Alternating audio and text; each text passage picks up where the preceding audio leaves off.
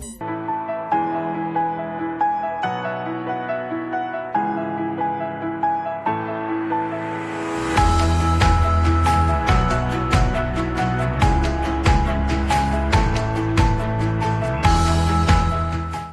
बच्चों, कैसे हैं आप? क्या हाल चाल आपके? सीएमए फाइनल सीएफआर मैराथन कम रिवीजन सीरीज के अंदर में जिस टॉपिक का आज जिस चैप्टर का हम रिवीजन करने वाले हैं उसका नाम है सेक्शन सी के अंदर आने वाला चैप्टर इंटरनल रिकंस्ट्रक्शन। बहुत ही मस्त तरीके से आप सबने पढ़ाई किया हुआ है, उतने ही मस्त तरीके से मैं इसका रिवीजन कराऊंगा। कोशिश करूंगा कि आपके एग्जाम में जो भी क्वेश्चन बन सकते हैं और आपने रेगुलर क्लासेज में जितने सारे पॉइंट्स आपने पढ़े हुए हैं उसमें से जितने भी अच्छे पॉइंट्स हैं उसका मैं यहाँ पर रिवीजन करा दूं। ये नोट्स मेरे बच्चे जिससे आपको रिवाइज करा रहा हूं, इसको डाउनलोड करके अपने पास रखेंगे और यही नोट्स एग्जाम के टाइम पे पूरे चैप्टर को 5 मिनट्स में रिवाइज करने में आपको हेल्प करेगा। आइए ना शुरू करते हैं revision of internal reconstruction. Internal reconstruction क्या होता है? कहते हैं कि आपका means reorganization of company financial structure, company के फाइनेंशियल स्ट्रक्चर को रीऑर्गेनाइज करना। आप जानते हैं कि जब कंपनी का फाइनेंशियल स्ट्रक्चर खराब हो जाता है, कैसे खराब होता है जी? एसेट्स इनको जितनी वैल्यू होनी चाहिए उससे ज्यादा पे इनका दिखते हैं, फेयर वैल्यू से ज्यादा पे।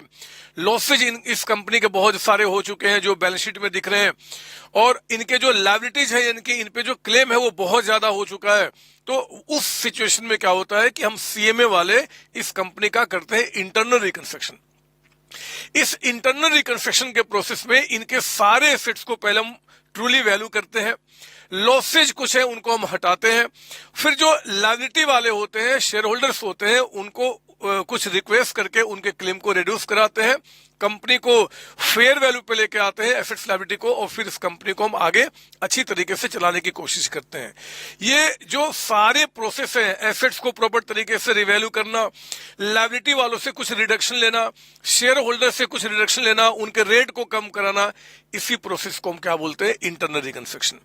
तो एग्जाम में अगर आ जाए कि भैया इंटरनल रिकंस्ट्रक्शन में एक छोटा सा शॉर्ट नोट्स लिखो, 2-3 नंबर का अगर बन गया, तो जहां से शुरुआत होनी चाहिए means reorganization of company financial structure in reconstruction of a company, usually assets liability of company are revalued, losses suffered by the company are written off by a deduction of paid up capital of the shares के paid value को कम करना, और varying of the right attach to different classes of shares के जो right यानी कि जो फेस वैल्यू है उसको कम करना, या कंपाउंडिंग विद द क्रेडिटर्स जो है उनसे कुछ कम कराना, without liquidating the company and forming a new company. इस कंपनी को बिना बंद किए बगैर, नई कंपनी को बिना फॉर्म किए बगैर इसी कंपनी को रिकंस्ट्रक्ट करना, उसको बोलते हैं क्या जी? Internal reconstruction. क्लियर ना?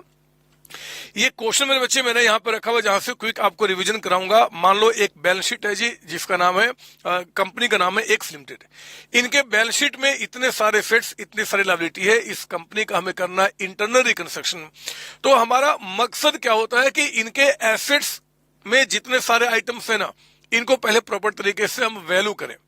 उसके बाद जब इनका जो 21 लाख का एसेट्स है, मान लो इसकी ट्रू वैल्यू आज सपोज दैट 15 लाख है, तो पहले हम इनको 15 लाख पे लेकर आते हैं, फिर इन सबसे नेगोशिएट करके हम उसको 15 लाख के बराबर करते हैं ताकि बैलेंस शीट आपका सही हो जाए, इनके पास जितना फेयर वैल्यू है उतना ही क्लेम रहे, और फिर कंपनी को हम अच्छी तरीके से चलाएं।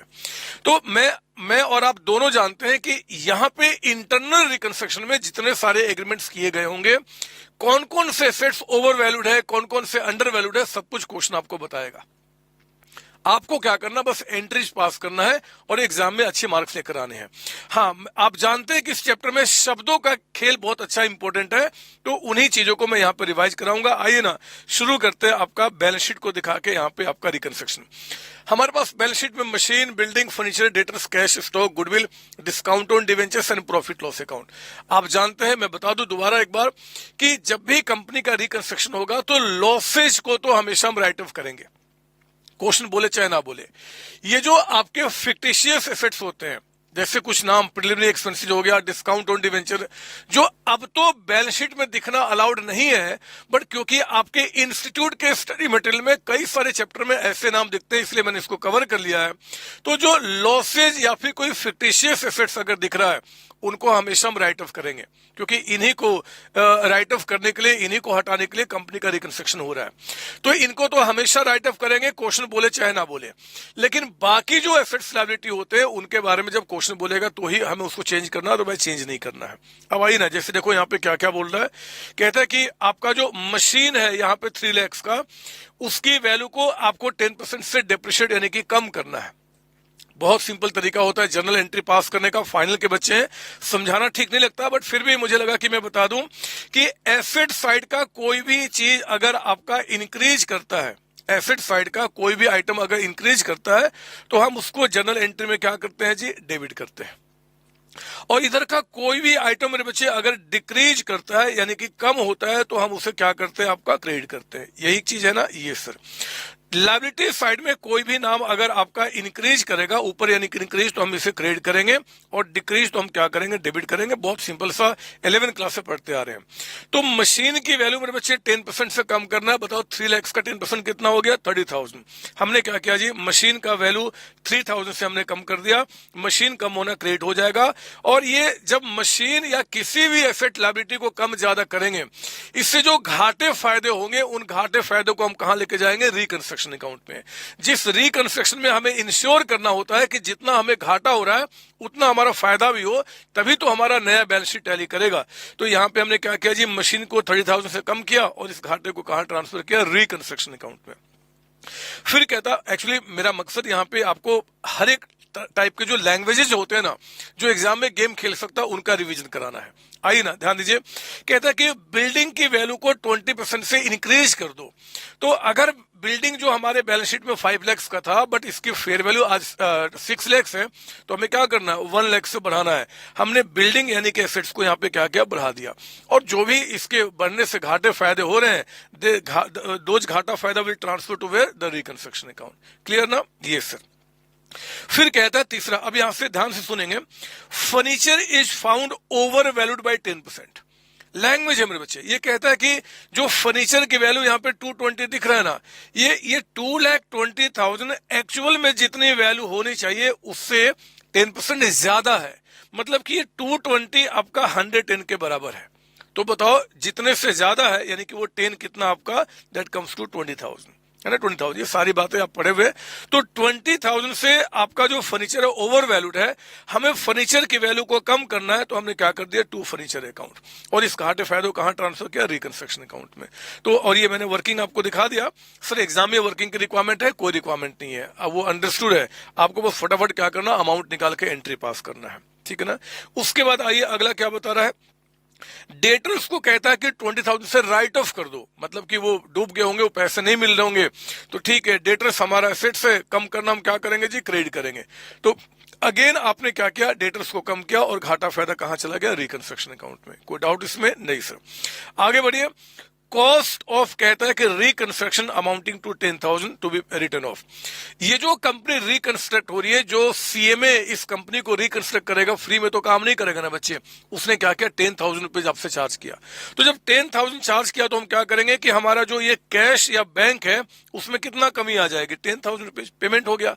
तो चला गया पेमेंट आपका, टू कैश या टू बैंक कीजिए 10,000 से, और ये आपका जो एक्सपेंस हुआ वो कहां ट्रांसफर करेंगे, रिकंस्ट्रक्शन अकाउंट में। आज हम कोई प्रॉफिट लॉस अकाउंट नहीं बनाते हैं। जितने भी एक्सपेंसेज हो रहे हैं, जो लॉसेज हो रहे हैं, जो फायदे हो रहे हैं, ऑल दोज फायदा घाटा expenses we transfer to reconstruction account, ठीक है ना। तो वो 10,000 चला गया आपका रिकंस्ट्रक्शन अकाउंट में। फिर कहता है कि goodwill, discount on debentures and losses को राइट ऑफ करो। मैंने आपको क्लास में बताया, वो मैं आपको सारे बच्चों को बता दूं। जो बच्चे सेल्फ स्टडी कर रहे हैं वो भी ध्यान से सुनेंगे, क्योंकि यहीं पे बच्चा कंफ्यूज होता है, जो आपको नहीं होना है।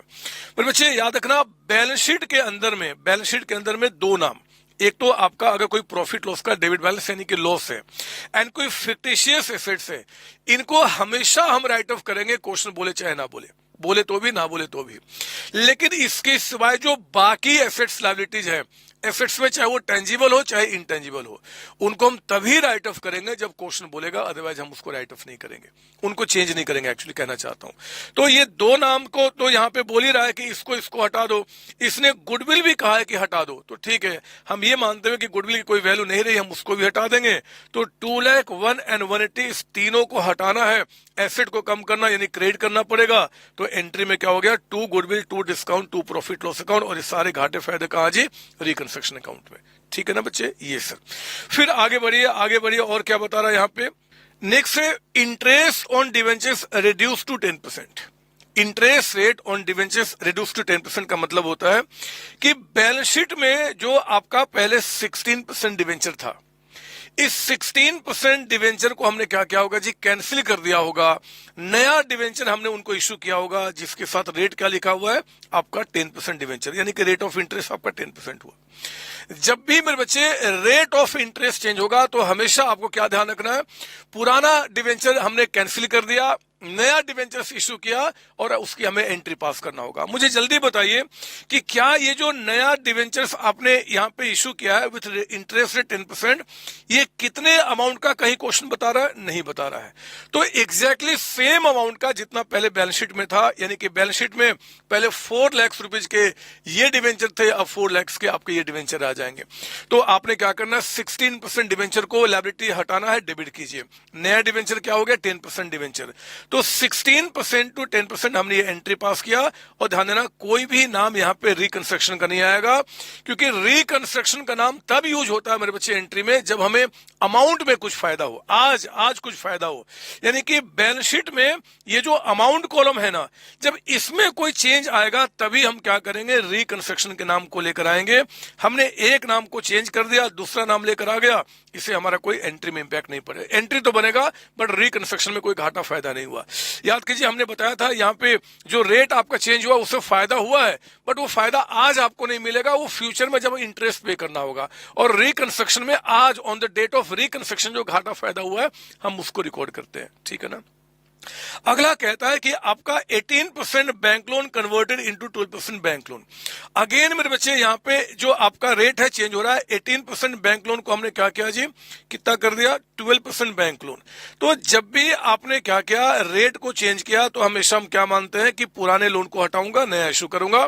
बट इस पर आपको ध्यान देने वाला है कि जो नया लोन है ना वो आपका 2,40,000 का, यानी कि इनसे दो बातें की गई हैं। एक तो अपना रेट भी कम करेंगे और जो लायबिलिटी 250 का है उससे कम करके कितना रखेंगे, 2,40,000 है ना, 2,40,000। क्योंकि यहाँ पे अमाउंट में चेंज हो रहा है तो हम घाटा फायदा जो हुआ आज का वो रिकंस्ट्रक्शन में रिकॉर्ड करेंगे। एक तो पहले 18% बैंक लोन पूरा हटाना पड़ेगा 350 से। नया एग्रीमेंट को हम क्या बोलेंगे, 12% बैंक लोन। तो हमने 18% को हटाया 350, 12% बैंक लोन 240, और जो घाटा फायदा हुआ वो कहां चला गया, रिकंस्ट्रक्शन अकाउंट पे। हम लोग क्या कर रहे हैं, कंपनी के बैलेंस शीट में पहले हमारे जो एसेट्स आज जो अजीब तरीके से ओवर वैल्यूड है उनको हम फेयर वैल्यू पे लेके आ रहे हैं, और अपने सभी लायबिलिटी वाले जो शेयर होल्डर्स हैं उनसे रिक्वेस्ट कर रहे हैं कुछ क्लेम कम कर दो ताकि बैलेंस शीट ठीक हो जाए और फिर कंपनी आगे ठीक से परफॉर्म करना शुरू कर दे, है ना बच्चे। वही काम किया जा रहा है। इसी प्रोसेस में अगला एग्रीमेंट कहता है कि face value of each equity share are reduce to 6 rupees per share. याद कीजिए हमने क्या बताया था, फेस वैल्यू, एफ से फेस, एफ से फारना। तो जब भी क्वेश्चन में फेस वैल्यू का चेंज होगा, हम लोग हमेशा क्या करेंगे जी, ये जो इक्विटी शेयर कैपिटल आपका 10 रुपीज वाला है हम इसको फाड़ के फेंक देंगे। फेस वैल्यू यानी कि फर्स्ट से फेस, फर्स्ट से फाड़ना। जब भी चेंज फेस वैल्यू का होता है तो इन शेयर्स को हम फाड़ के फेंक देंगे, नए शेयर्स इशू करेंगे। जो एक शेयर कितने का बता रहा आपका, 6 रुपीज का। तो देखो ना, ये पहले आपके पास यहाँ पे 50,000 शेयर्स थे 10 रुपीज वाले, तभी तो वह 5 लाख रुपीज। अब हम क्या करेंगे, शेयर्स तो 50,000 ही रहेगा बट 6 रुपीज वाले, तो जहां पे 5 लाख है वहां पे 3 लाख हो जाएगा। घाटा फायदा कहां, रिकंस्ट्रक्शन अकाउंट में। और उसी एंट्री को हम यहाँ पे आपको दिखा रहे हैं, चेक कीजिए आप। ये 5 लाख से आपने हटाया क्योंकि पुराने को हटा दिया, नया जो आपने इशू किया वो 3 लाख का, और घाटा फायदा कहां जी, रिकंस्ट्रक्शन अकाउंट में। इसमें कोई डाउट मेरे बच्चे, नहीं सर। लेकिन अगर क्वेश्चन में फेस वैल्यू नहीं, कहता कि पेड अप वैल्यू आपका प्रेफरेंस शेयर्स का चेंज हुआ, फेस वैल्यू नहीं मेरे बच्चे, पेड अप वैल्यू। तो आप याद कीजिए, अगर आपका चेंज यहां पे पेड अप वैल्यू का होता है ₹3 से कम हो गया, इसका मतलब कि आपके बैलेंस शीट में जो शेयर थे ना ₹10 वाले, ये देखिए मैं थोड़ा क्लीन कर दो यहाँ पे ठीक से समझाऊं, ये जो आपको ₹10 वाले थे वो आज भी ₹10 वाले हैं। पहले यहाँ पे क्या लिखा हुआ था? Fully paid. पहले क्या लिखा था? फुल्ली पेड आपका। अब अगर पेड अप को ₹3 से कम कर दिया तो फुल्ली पेड ना हो गया, अब ₹3 कम कर दो, यानी कितना हो गया? 7 पेड आपका, 7 पेड हो गया, यानी कि ₹3 कंपनी जब चाहेगी तब इनसे दोबारा मंगा सकते। This is called change in paid up value. और जब भी पेड अप वैल्यू चेंज होगा मेरे बच्चे, क्योंकि हम शेयर्स को फाड़ के नहीं फेंक रहे, शेयर्स वही है जो पहले वाले हैं, बट उनका क्लेम जो है बस उसको कम कर दिया जा रहा है। कितने से? ₹3 से आपका। तो प्रेफरेंस शेयर्स को फाड़ने वाली एंट्री नहीं होगी, इनके क्लेम को ₹3 से कम करना होगा। कैपिटल का कम होना डेबिट होगा, तो ₹3 पर शेयर, यानी कि ये जो 30,000 शेयर्स थे आपका ₹10 वाले पेड अप का, उसको कम करके आपका 7 है कि ₹3 कम कीजिए, तो 30 इंटू 3 कितना हो जाएगा? 90,000। उसी 90 से आपने एंट्री पास किया। 9th और 10th में आप देख सकते हैं कि 9th में हमने चेंज किया था फेस वैल्यू को, पुराने को हटाया था, नया इशू किया था। यहाँ पे हटाने की एंट्री नहीं, बस क्लेम जितने से कम हुआ हम उतने से एंट्री पास कर देंगे, ठीक है ना। और आगे कहता है कि आपका creditors agree to reduce their claim by 80,000।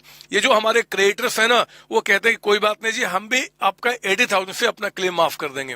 तो क्रेडिटर्स जब 80 से क्लेम को माफ करेंगे तो क्रेडिटर्स लायबिलिटी है, कम होना, क्या करेंगे? डेबिट करेंगे।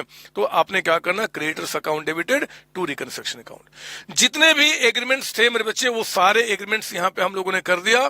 क्वेश्चन कहता है कि पास एंट्रीज, हम लोगों ने एंट्रीज पास कर दिया, लेकिन बहुत ध्यान से बात सुनेंगे।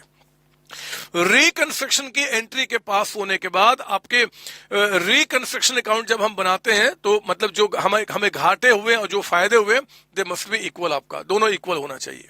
और इस बात को इंश्योर करने के जितने भी हमारे पास पॉइंट्स दिए हैं उसमें घाटे फायदे इक्वल है, हम लोग क्या बनाते हैं? Reconstruction account. एग्जाम में बोलेगा प्रिपेयर रिकंस्ट्रक्शन अकाउंट, तो आपको सोल्यूशन में करना होगा।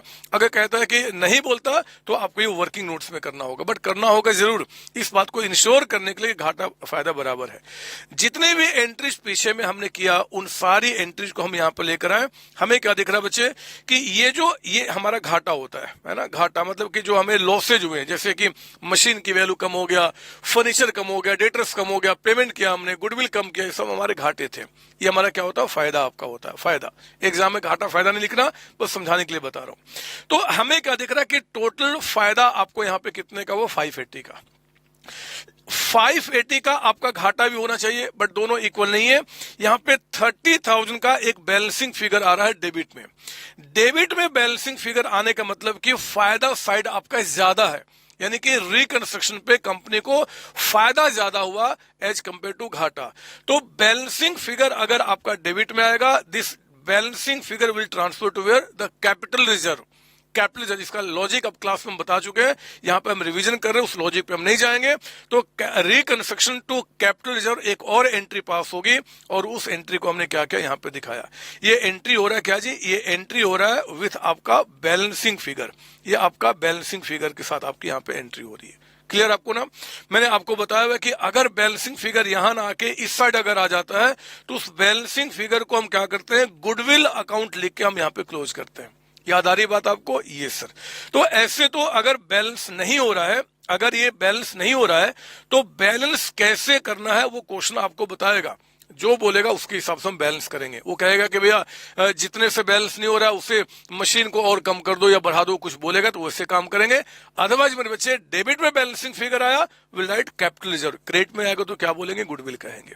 कोई डाउट इसमें? नहीं सर। इन सारी बातों को यहाँ पे नोट में मैंने आपको दे दिया है। एग्जाम के टाइम पे क्विक रिवीजन करने में आपको हेल्प करेगा। नोट 1 वही है कि दोनों से टैली करना चाहिए। अगर नहीं करता डेबिट में बैलेंस तो कैपिटल रिजर्व, क्रेडिट तो गुडविल बोलेंगे। दूसरा, रिकंस्ट्रक्शन अकाउंट के और भी कई सारे नाम हैं। इनको हम रीऑर्गेनाइजेशन या कैपिटल रिडक्शन अकाउंट भी कहते हैं। तो एग्जाम में आ जाए कि भैया रीऑर्गेनाइजेशन या कैपिटल रिडक्शन अकाउंट बनाइए, कंफ्यूज मत हो जाना। रिकंस्ट्रक्शन का ही दूसरा नाम है, तो कुछ भी बोलेंगे पूरे मार्क्स मिलेंगे। थर्ड, अगर market value of any tangible या intangible asset is not given in question, जैसे इस क्वेश्चन के अंदर में आपको मान लो कि यहाँ पे कहाँ चला गया हमारा क्वेश्चन, हमारे इस क्वेश्चन के अंदर में मान लीजिए जैसे कि स्टॉक के बारे में कुछ भी नहीं बताया कि स्टॉक की आज वैल्यू कितनी हो गई है। तो मेरे बच्चे हम क्या मानेंगे, जितना पहले से था उतना ही वैल्यू अभी भी है। जब इसमें कोई चेंज ही नहीं हुआ तो विल नॉट पास एनी आपका एंट्री। तो इसलिए हमारा एजम्पशन है कि अगर किसी एसेट के बारे में, चाहे वो टेंजिबल हो चाहे वो इनटेंजिबल हो, अगर उसके बारे में क्वेश्चन कुछ नहीं बताता तो हम एज्यूम करते हैं कि जितना पहले से है उतना ही रहेगा, यानी कि हम उसके लिए कोई एंट्री पास नहीं करेंगे। सेम चीज अगर कोई लायबिलिटी हमारे पास है, जैसे कि यहाँ पे बिल्स पेबल, इसके बारे में क्वेश्चन कुछ भी नहीं बोला, तो जितनी लायबिलिटी पहले थी उतनी ही लायबिलिटी हम बाद में भी मानेंगे, रिकंस्ट्रक्शन के बाद भी।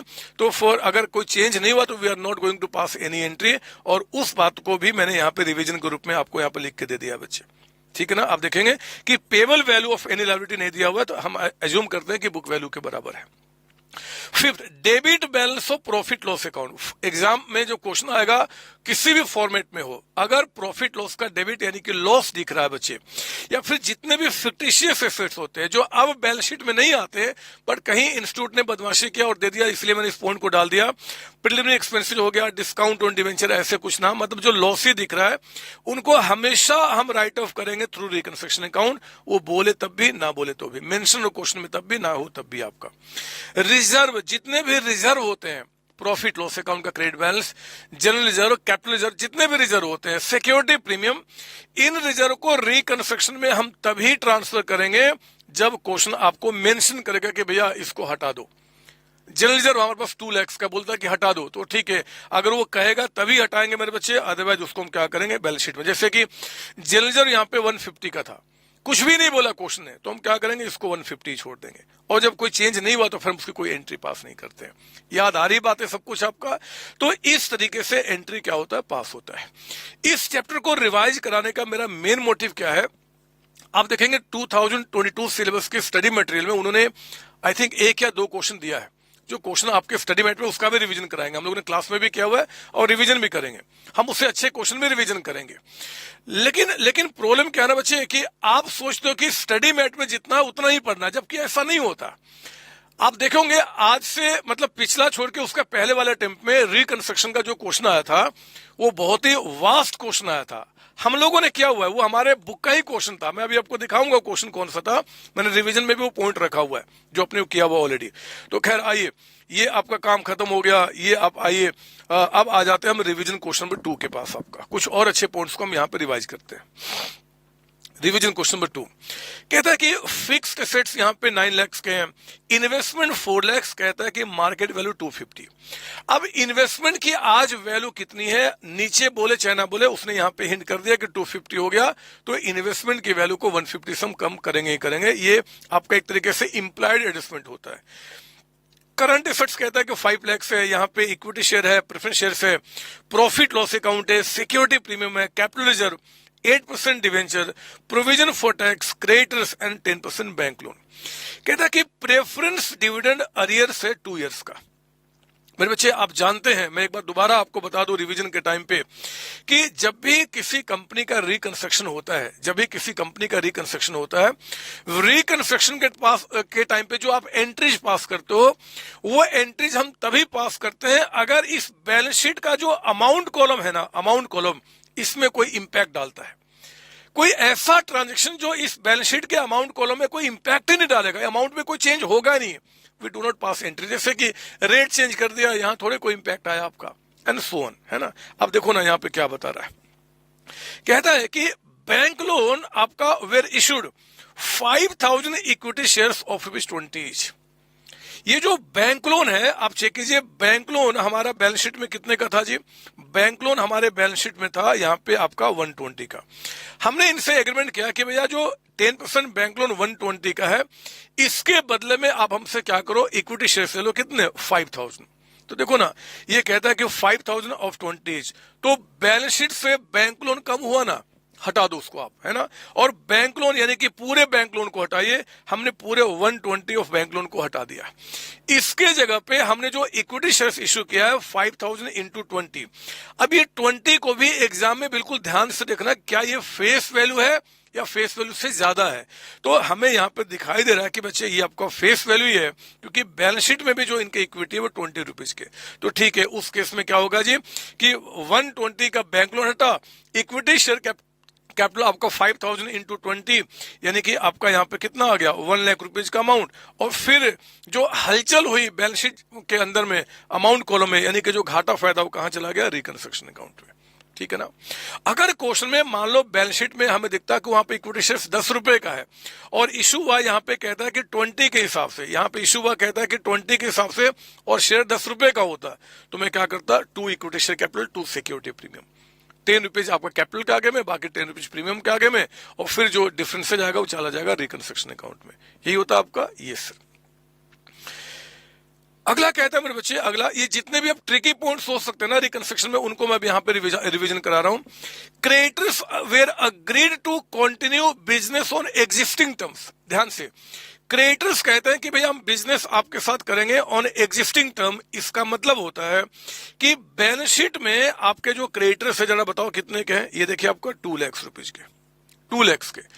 बिजनेस कंटिन्यू करना ऑन एग्जिस्टिंग टर्म का मतलब होता है कि 2 लाख पहले से थे, हम अभी भी 2 लाख रहेंगे और सेम जो पहले से कंडीशन चल रहा हम उसी पे चलेंगे, कोई दिक्कत नहीं है मेरे बच्चे। अगर सिर्फ इतना बोलता है creditors agree to continue business on existing term और आगे कुछ नहीं बोलता, तो यानी कि 2 लाख पहले से 2 लाख अभी भी रहेंगे, जो टर्म्स इनके साथ पहले से था वो अभी भी रहेगा, हम कोई एंट्री पास नहीं करेंगे। एंट्री तब होगा ना जब इसमें कोई चेंजेस है, कोई चेंज ही नहीं आया यहाँ पे। लेकिन क्वेश्चन ने कहा कि creditors agree to continue business on existing term if they are paid 20% of dues immediately. कहते हैं भैया 20% का पेमेंट हमें आज कर दो और बाकी पेमेंट क्या करना जी, बाद में करते रहना, माफी नहीं दे रहे हैं, बाद में करते रहना। तो मेरे बच्चे क्रेडिटर्स कितने के हैं 3 लाख के। 20% का अगर पेमेंट करोगे तो बैलेंस शीट में क्रेडिटर्स 60,000 से कम हो जाएंगे, उतने से कैश भी आपका कम हो जाएगा, है ना। तो क्रेडिटर्स को कम कर दो, कैश को कम कर दो और बाकी क्रेडिटर्स ऐसे ही रहेंगे। तो क्रेडिटर्स को कम किया एंड 2 बैंक अकाउंट, और यहाँ पे कोई घाटा फायदा नहीं हुआ। घाटा फायदा तब होता है, रिकंस्ट्रक्शन का नाम तब होता है जब 40,000 के क्रेडिटर्स हैं और पेमेंट होता है 35,000।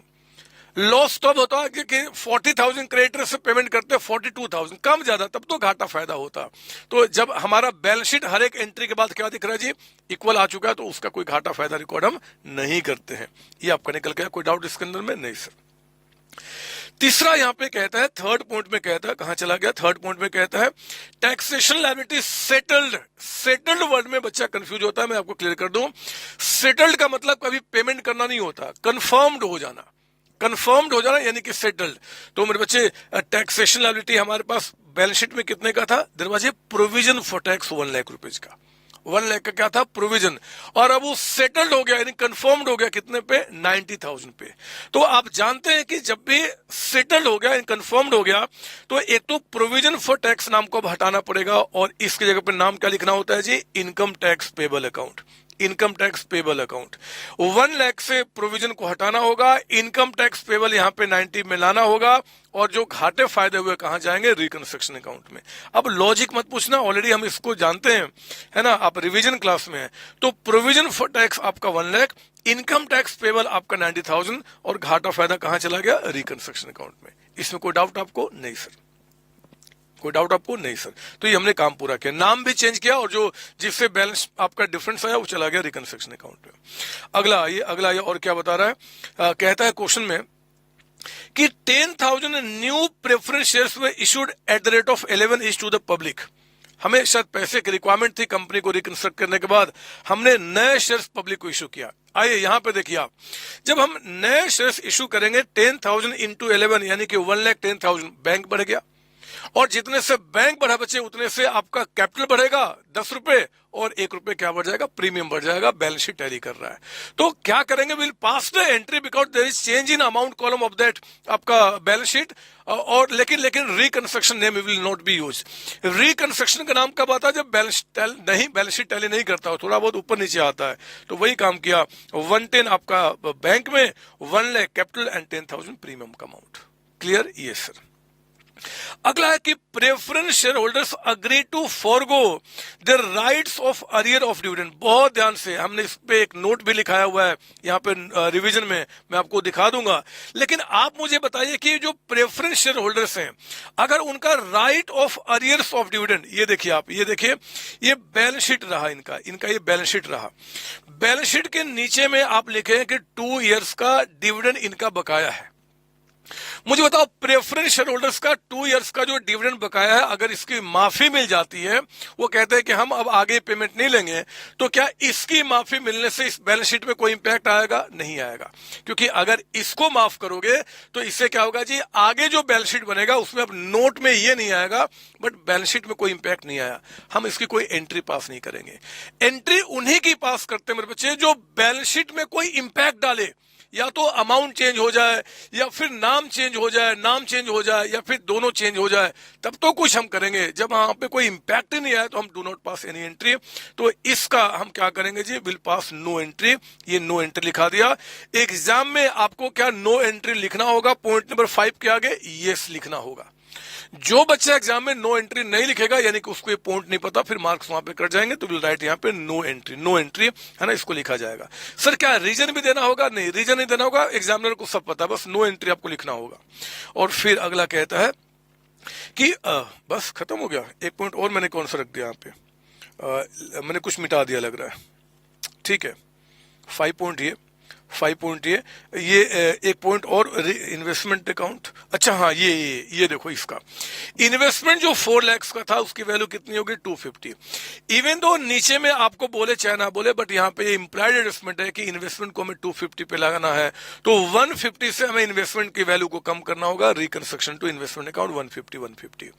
एक चीज आपने शायद गौर नहीं किया, मैं आपको गौर कराना चाहता हूं कि एग्जाम में जब आप इसके क्वेश्चन को सॉल्व करते हैं तो भरसक कोशिश करना कि जो एडजस्टमेंट जिस पॉइंट के अंदर है ना, उसको उसी पॉइंट के अंदर लिखिए। जैसे 1 वाला 1, 2 वाला 2, अब कुछ अलग से एडजस्टमेंट की एंट्री पास करना पड़ रहा है जिसका नीचे नहीं बता रहा, तो हम क्या करेंगे? लास्ट में एंट्री पास करेंगे। क्लियर? दूसरा कि सर क्या हमें नरेशन लिखना है? ये इस बच्चे नरेशन लिखना है। शॉर्ट में आप नरेशन लिख देना, लंबा नहीं, जितना शॉर्ट करना चाहो करो, कोई बात नहीं। जैसे ये मैंने दिया भी है, देखो ना, जैसे नरेशन लिखना है, ये क्वेश्चन था ना 1 वाला, बिल्डिंग टू रिकंस्ट्रक्शन, तो हमने क्या बोला? Being value of building appreciated by 1 lakh, है ना। तो आप क्या करेंगे? इस तरीके से नरेशन दे देंगे, यहाँ पे value of machinery depreciated by 30,000। किसी भी तरीके से कितना भी शॉर्ट लिखो, बट नरेशन दे देना, खासकर इस चैप्टर में। अगर टाइम बहुत कम है एग्जाम में और बस आपके पास इतना ही टाइम है कि आप एंट्री पास कर सकते हो, तब तो नरेशन इसमें क्या किसी भी क्वेश्चन में हम लिखने का काम नहीं करेंगे। हमारा पहला मकसद होता है कि 100 मार्क्स का क्वेश्चन को तैयार कर लेना, है ना बच्चे। तो आप नरेशन बाद में लिख देना, समय बचेगा तो, नहीं तो फिर क्या आप साथ साथ लिख सकते हैं और कोई दिक्कत नहीं। जो बच्चा नरेशन नहीं लिखेगा, चांसेस है कि कुछ फैकल्टी, सभी नहीं, कोई फैकल्टी हो सकता है कि आधा 1 नंबर काट ले आपका टोटल में से, बाकी कोई दिक्कत नहीं है ना। एंट्री पास करना इंपॉर्टेंट है। ठीक है, तो ये भी मैंने आपको बता दिया क्वेश्चन नंबर 2 का। लेकिन मेरे बच्चे क्वेश्चन नंबर 2 के अंदर में मैंने यहाँ पे रिकंस्ट्रक्शन अकाउंट नहीं बनाया, इसलिए नहीं बनाया क्योंकि अब मेरा मकसद यहाँ पे रिकंस्ट्रक्शन अकाउंट बना के कैपिटल रिजर्व वाली एंट्री पास करना नहीं है। यहाँ पे मकसद अब आपको रिवाइज करा रहा हूं, different type of typical entries जो दिमाग से आप भूल चुके होंगे वो फटाफट यहाँ पे आपका रिकॉल हो जाए, ठीक है ना, उस काम के लिए। और यहाँ नोट मैंने दे दिया, आपको रिवीजन में हेल्प करेगा कि no entry is made for transaction या agreement which do not affect any item of the balance sheet. जो बैलेंस शीट में कोई इंपैक्ट नहीं डालता, हम उसकी कोई एंट्री पास नहीं करते हैं। जैसे फॉरगो यानी कि माफ कर देना ऑफ कंटीजेंट लायबिलिटी, जैसे डिविडेंड ऑन प्रेफरेंस शेयर्स, आपका जो कंटीजेंट लायबिलिटी होता है माफ किया तो हम उसकी कोई एंट्री पास नहीं करते। क्लियर आपको? ये सर। आइए थर्ड, अगेन मैं बार बार कह रहा हूं कि अब हम बैलेंस शीट को यहाँ पे रिकंस्ट्रक्शन अकाउंट नहीं बनाएंगे, बस एंट्रीज जो ट्रिकी वाले एंट्रीज है ना उनका मैं यहाँ पे रिवीजन करा रहा हूं ताकि फटाफट चैप्टर आपको 1 आध घंटे में रिवीजन हो जाए। थर्ड में आप आइए, Vidushi limited decided to reorganise following a period of adverse trading condition. Balance sheet कहता है कि 31 मार्च 24 का कुछ इस तरीके का है। फ्री होल्ड प्रॉपर्टी, यहाँ पे देखो एक ही आइटम लिखा, बैलेंस शीट टैली नहीं कर रहा इसलिए मैंने हटा दिया। जिस आइटम की रिक्वायरमेंट है मुझे एंट्री में, बस वही मैंने आपको दिया है। इस साइड कहता है कि 20,000 आपका प्रेफरेंस शेयर्स हैं 10 रुपीज वाले, 15,000 इक्विटी शेयर्स हैं, सिक्योरिटी प्रीमियम है। डिवेंचर्स कहता है कि सिक्योर्ड अगेंस्ट प्रॉपर्टी का मतलब होता है कि अगर मैं इनका पेमेंट ना कर पाऊं तो मेरी प्रॉपर्टी वो लेके चले जाएंगे, इसका कोई यूज नहीं है जब तक कुछ बोले ना आपका। और एक्रूड इंटरेस्ट कहता है कि डिवेंचर पे कितना 2700। आइए ध्यान से, कहता है कि प्रेफरेंस डिविडेंड अगेन क्या बता रहा है जी, अरियर है 4 इयर्स का, 4 साल का बकाया है। अगर इसकी माफी हो जाती है हम कोई एंट्री पास नहीं करते, है ना, कोई एंट्री पास नहीं करते। खैर देखते इस पर क्या समझाने वाला हूं मैं। कहता है कि subsequent to approval of the court of the scheme for reduction of capital following steps were taken. कहता है कि preference shares were reduce to 750 per share. याद कीजिए मैंने बताया था आपको कि ये जो फेस वैल्यू और पेड अप वैल्यू होता है ना बच्चे, face value paid up value, face value paid up value को एग्जाम में एक और तरीके से बोल सकता है, लैंग्वेज पे ध्यान देना होता है कि जैसे बोला फेस वैल्यू चेंज हुआ, इसके जगह पे क्या बोल सकता था जी कि रिड्यूस्ड टू, ये बोल सकता था रिड्यूस्ड टू। जब भी रिड्यूस टू ₹6 कहता है, रिड्यूस होकर ₹6 का रह गया तो वी एज्यूम की चेंज इन फेस वैल्यू है। और जब भी कहता है रिड्यूस्ड बाई, जब रिड्यूस्ड बाई कहता है ₹3, तो इसका मतलब क्या, हम मानते हैं कि यहाँ पे जी आपका पेड अप वैल्यू चेंज हो रहा है, पेड अप वैल्यू। अगर फेस वैल्यू और पेड अप वैल्यू क्वेश्चन में नहीं बोले तो रिड्यूस टू का जनरली मतलब क्या होता है, फेस वैल्यू का चेंज, और रिड्यूस बाई का मतलब कि पेड अप वैल्यू का चेंज आपका, ठीक है ना। ये सब आप जानते हैं ऑलरेडी। तो जो बच्चे सेल्फ स्टडी कर रहे हैं इस बात को ध्यान रखेंगे, क्योंकि एग्जाम में एंट्री पास करते समय ये चीज हम लोग देखते हैं बच्चे। आइए ना, अब देखो यहाँ पे क्या बता रहा है, कहाँ चला गया, हम लोग यहाँ थे, ये क्वेश्चन आपका यहाँ कहता है कि आपका preference shares were reduced to ₹750 per share. अब इस पूरे लाइन में कहीं पे उसने मेंशन नहीं किया कि फेस वैल्यू की पेड अप वैल्यू। जब ना मेंशन करे तो हम क्या पहचानते हैं, रिड्यूस टू यानी कि फेस वैल्यू का चेंज, है ना। तो बच्चे फेस वैल्यू का चेंज यानी कि पुराने शेयर को फाड़ूंगा, नया इश्यू करूंगा, और जो घाटा फायदा रिकंस्ट्रक्शन में। तो पहले 20,000 प्रेफरेंस शेयर्स थे ₹10 वाले, उनको हटा दीजिए। हमने जनरल एंट्री में क्या किया, 20,000 इंटू 10 वाले को हटा दिया, नया इशू किया जी 20,000 इंटू आपका कितना 7.50 वाला, यानी कि 150 का घाटा फायदा कहां चला गया, रिकंस्ट्रक्शन अकाउंट में, है ना, रिकंस्ट्रक्शन अकाउंट में। कोई डाउट इसके अंदर में नहीं सर। फिर कहता है क्वेश्चन में यहीं पे, after reduction preference shares were consolidated into new preference shares of 10 each, यानी कि जो प्रेफरेंस शेयर्स थे इनको हमने फिर क्या किया, कंसोलिडेट कर दिया। कितने में जी, आपका 12% वाले में, जो एक शेयर आपका ₹10 का होगा। कंसोलिडेट करने का मतलब मैंने आपको बताया हुआ है, ये ध्यान दीजिए कि ये जो 150 है ना, ये 150 अब इसको हम हटा रहे हैं, 8% प्रेफरेंस शेयर जो 750 का भी हमने किया था उनको हटाया, और नया शेयर क्या जी 12% प्रेफरेंस शेयर्स आपका ₹10 वाला हम इश्यू कर रहे हैं। कंसोलिडेट करने का मतलब होता है कि जितना अमाउंट आपका पहले था उतना ही अमाउंट रहेगा, amount total amount will remain same, लेकिन हाँ पहले ये 20,000 आपके प्रेफरेंस शेयर्स थे 7.50 वाले, अब एक शेयर अगर ₹10 वाले में कंसोलिडेट हो गया तो 150 में टोटल शेयर्स कितने हो जाएंगे, 15,000 मतलब पहले 20,000 शेयर्स थे आपका 7.5 वाले, और अब 15,000 शेयर्स हो गए ₹10 वाले। This is called consolidation. अगर कहता कि कंसोलिडेट कर दिया गया मतलब कि वैल्यू जितना पहले था उतना ही रहेगा, बस नंबर का यहाँ पे चेंज आ जाएगा। और आप नरेशन में अच्छी तरीके से एग्जामिनर को समझा भी देना कि 20,000 जो प्रेफरेंस शेयर्स थे converted into 15,000 new preference shares of आपका कितना जी 10 ईच। तो अच्छा लगे उनको कि मतलब हाँ बच्चा जानता है ना, ये सब चीज आप जानते हैं। मैं आगे बढ़ रहा हूं, मैं इसमें टाइम वेस्ट नहीं करूंगा। रिकंस्ट्रक्शन एक ऐसा चैप्टर है जिससे क्वेश्चन आ गया तो मजा आएगा आपको, ठीक है ना। ये हमने काम पूरा किया।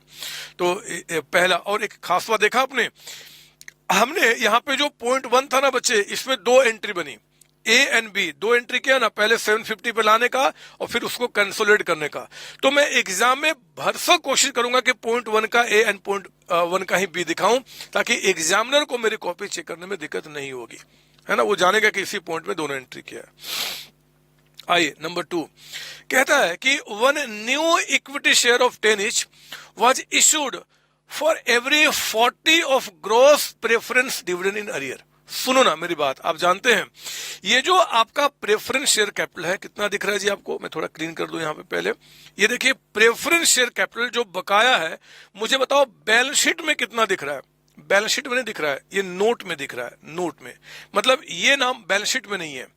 जरा बताओ 4 इयर्स का बकाया है तो कितना हो जाएगा, 2 लाख रुपीज का 8% एक साल का हो गया 16,000, तो 4 इयर्स का कितना हो गया जी 64,000, 64,000 का डिविडेंड आपका आउटस्टैंडिंग है, बकाया है, जो कि कंटीजेंट लायबिलिटी है। मेरे बच्चे, इसको अगर माफ कर दिया जाए तो we do not pass any entry, क्योंकि इसके माफ करने से बैलेंस शीट में कोई इंपैक्ट नहीं आता। लेकिन इसको माफ करने के लिए अगर हमें कुछ भी देना पड़ रहा है, कुछ कैश देना पड़ रहा है, कुछ शेयर्स देना पड़ रहा है, कुछ भी देना पड़ रहा है, तो इसको माफ करने से अगर हमें कुछ भी देना पड़ा तो बैलेंस शीट में उसकी एंट्री आएगी, क्योंकि वो जो चीज हमने दिया होगा वो यहाँ पे क्या होगा, अफेक्टेड होगा, तो एंट्री तो पास होगा ही होगा। और देखो ना, हमने इस बार क्या दिया, इस 64,000 को माफ करने के लिए हमने यहाँ पे इक्विटी शेयर दिया है, 1 इक्विटी शेयर 40 रुपीज की माफी के लिए। तो ये देखिए आप यहाँ पे, एक तो इक्विटी शेयर इशू करने की एंट्री हो गई, और क्योंकि बैलेंस शीट में इक्विटी में इंपैक्ट डाल रहा है और कहीं कोई इंपैक्ट नहीं डाल रहा, तो क्या होगा जी, घाटा फायदा कहां जाएगा, रिकंस्ट्रक्शन में। हम लोग क्या करेंगे, 64,000, ये मैंने गलत कर दिया है, 40 था ना, कितना जी, यहाँ पे 40 था शायद, 64,000 नहीं, एंट्री 40 माफ कीजिए, 40 था। तो हम क्या करेंगे, 40 रुपीज के बदले में, 40 रुपीज के बदले में अगर एक शेयर, तो बताओ 64,000 के बदले में कितने शेयर, 64,000 डिवाइड बाई आपका 40, ये आ गया आपका 1600 शेयर, सही कर लेंगे आप इसको, 1600। तो जो एंट्री होगा वो आपका 1600 इंटू 10 यानी कि 16,000, ये एंट्री हो गया 16,000, और ये 16,000 कहां चला जाएगा, आपका रिकंस्ट्रक्शन अकाउंट में, है ना। बहुत सिंपल तरीका है, कोई भी चीज हमेशा ध्यान रखना, ऐसे आप जानते हैं कि बैलेंस शीट में अगर उस एंट्री को पास करने के बाद बैलेंस शीट टैली कर रहा है तो रिकंस्ट्रक्शन नाम नहीं आएगा, बैलेंस शीट टैली नहीं कर रहा तो रिकंस्ट्रक्शन आएगा ही आएगा, क्योंकि आपका यहाँ पे इक्विटी बढ़ रहा है without making any change in any other item, तो रिकंस्ट्रक्शन अकाउंट डेबिटेड आपका हो गया। ठीक है, ये भी खत्म हो गया। आइए अगला, थर्ड, ये भी एक अच्छा पॉइंट था जो कि आपके एग्जाम वाले उस क्वेश्चन में आया था पॉइंट, तो मैंने यहाँ पे कवर किया हुआ है। Debenture holder took over free hold property at N agreed value of 75,000। मेरे बच्चे, जो फ्री होल्ड प्रॉपर्टी हमारे बैलेंस शीट में 60 का था, वो डिवेंचर होल्डर ने कहा कि भैया हमें दे दो, हम 75 पे लेकर जाएंगे। हमेशा कसम खा लो, आपने आप पढ़े हुए कि कभी भी कोई लायबिलिटी अगर किसी एसेट को टेक ओवर करती है, तो पहला हमारा काम होगा कि अगर उस एसेट्स को किसी और प्राइस पे टेक ओवर कर रहे हैं, है ना, यहाँ पे बैलेंस शीट में कितना था, 60,000, 60,000 से कम या ज्यादा पे अगर वो टेक ओवर हो रहा है, तो हम लोग क्या करेंगे जी, कि हम पहले उसको रिवैल्यू करेंगे, तो 60 के समान कितने पे लेके जा रहे हैं, 75, यानी कि फ्री होल्ड प्रॉपर्टी की वैल्यू 15,000 से बढ़ गई है। प्रॉपर्टी को बढ़ाइए और फायदा कहां गया, रिकंस्ट्रक्शन में, ये पहली एंट्री बन गई, freehold property to reconstruction 15,000। अब जो 60,000 का प्रॉपर्टी था बच्चे, 15 से बढ़ा दिया, वो प्रॉपर्टी अब हमारे पास बैलेंस शीट में कितने का हो चुका है, वो फ्री होल्ड प्रॉपर्टी हमारे बैलेंस शीट में कितने का हो गया, 75,000 का। ये 75 की प्रॉपर्टी कौन लेके जा रहा है, डिवेंचर होल्डर। डिवेंचर होल्डर कहां चला गया, डिवेंचर होल्डर कहता है कि took over property at an आपका 75 and paid the balance to the company after deducting amount due to them. जरा बताओ, डिवेंचर होल्डर को अमाउंट कितना ड्यू है, डिवेंचर होल्डर को एक तो ये 60,000 का पेमेंट करना है, और जो एक्रूड इंटरेस्ट है वो भी तो उनको पे करना है। तो आप क्या कर रहे हो, यहाँ पे बैलेंस शीट में, यहाँ पे डिवेंचर है मेरे बच्चे आपके पास 60,000 के, और इन पे जो एक्रूड इंटरेस्ट है वो कितने का है, 27 रुपीज का।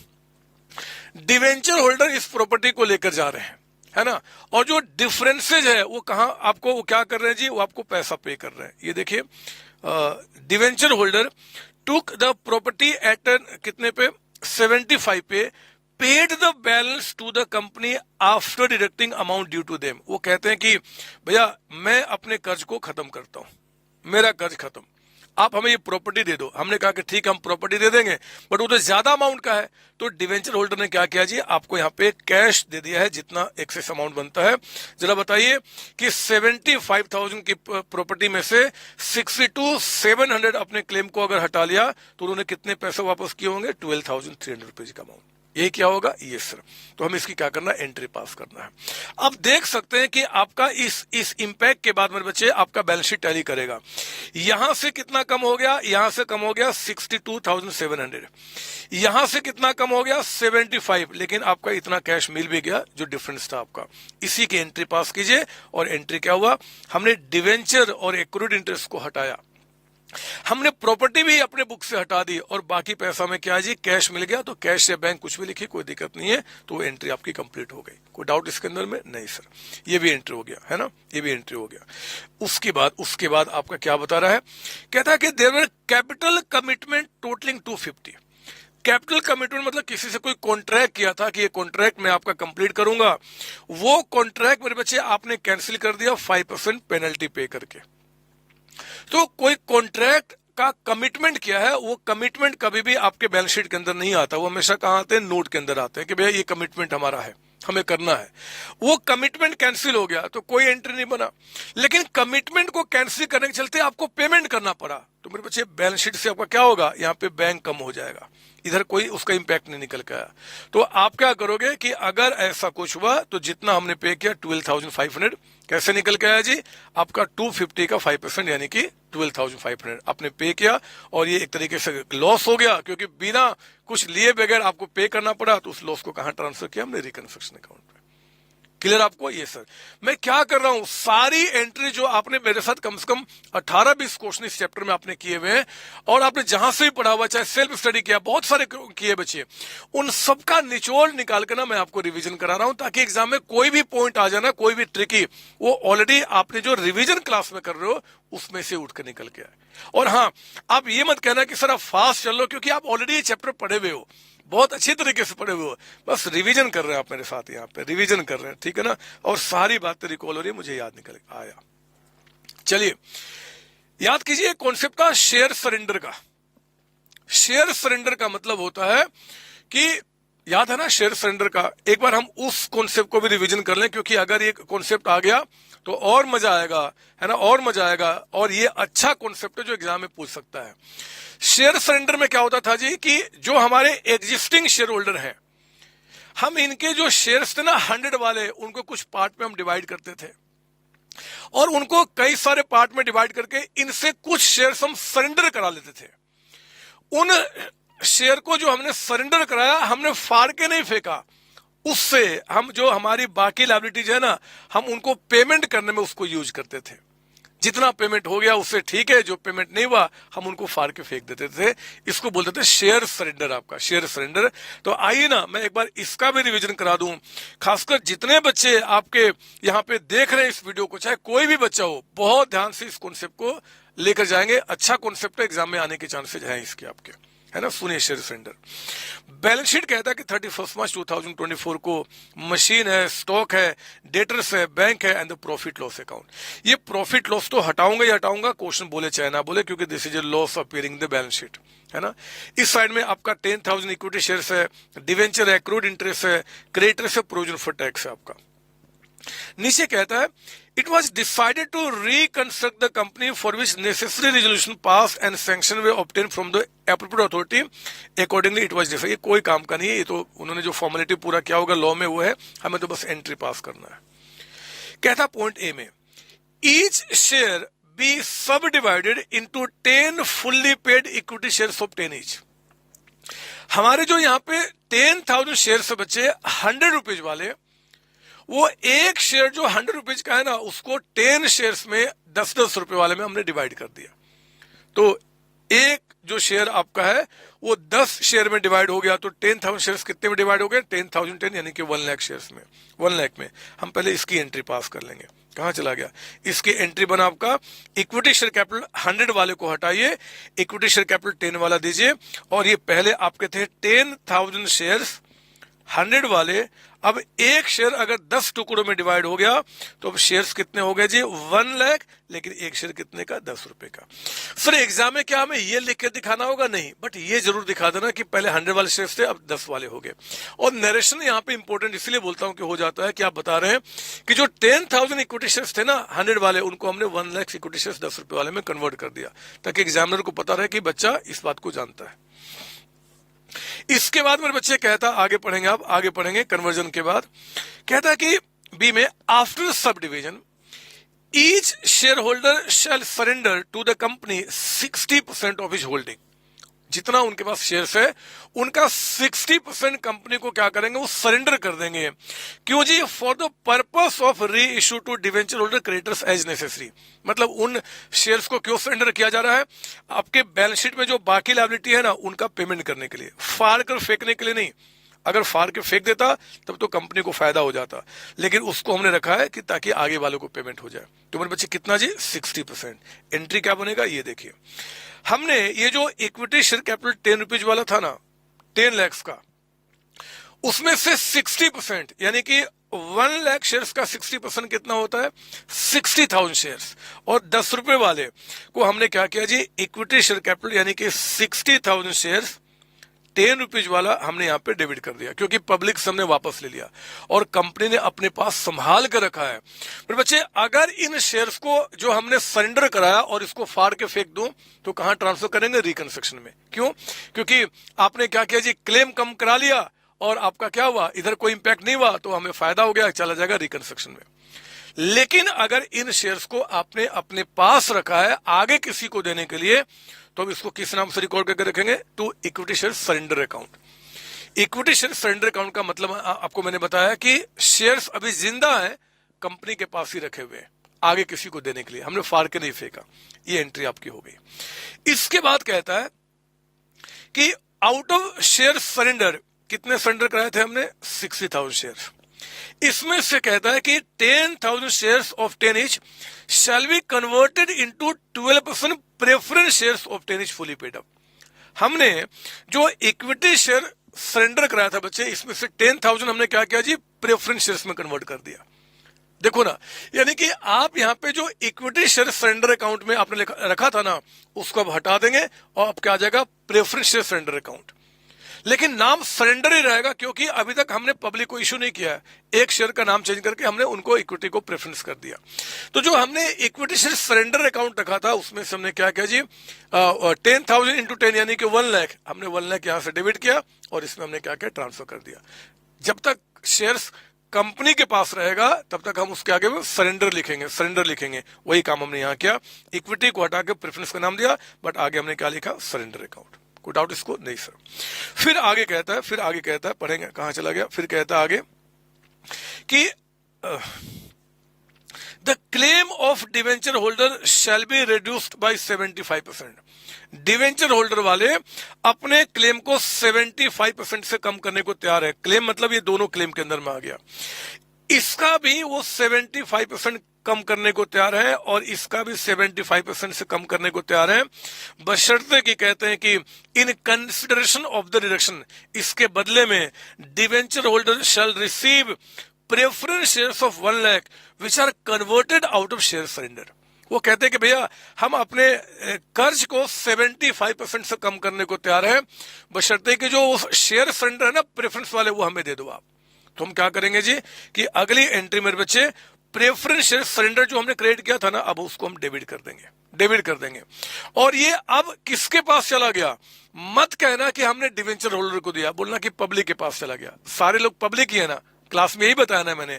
और जैसे ही शेयर पब्लिक के पास चला जाएगा तो सरेंडर को डेबिट करके हम क्या बोल देंगे जी? प्रेफरेंस शेयर कैपिटल अकाउंट, है ना। बैलेंस शीट में जो सरेंडर, जो शेयर्स हमने सरेंडर कराया था, दोबारा पब्लिक के पास चला गया तो हम क्या बोलेंगे? प्रेफरेंस शेयर कैपिटल अकाउंट बोलना शुरू कर देंगे, है ना। नरेशन में being surrendered preference shares issue to आपका डिवेंचर होल्डर, ठीक है ना। ये करके बट आपका ध्यान रखना, अब कैपिटल बढ़ जाएगा। और 75% जिस क्लेम को आपको माफी मिल गई, वो सारा का सारा माफी कहां चला गया? रिकंस्ट्रक्शन अकाउंट में। इस कॉन्सेप्ट को हमने कैसे समझा हुआ है?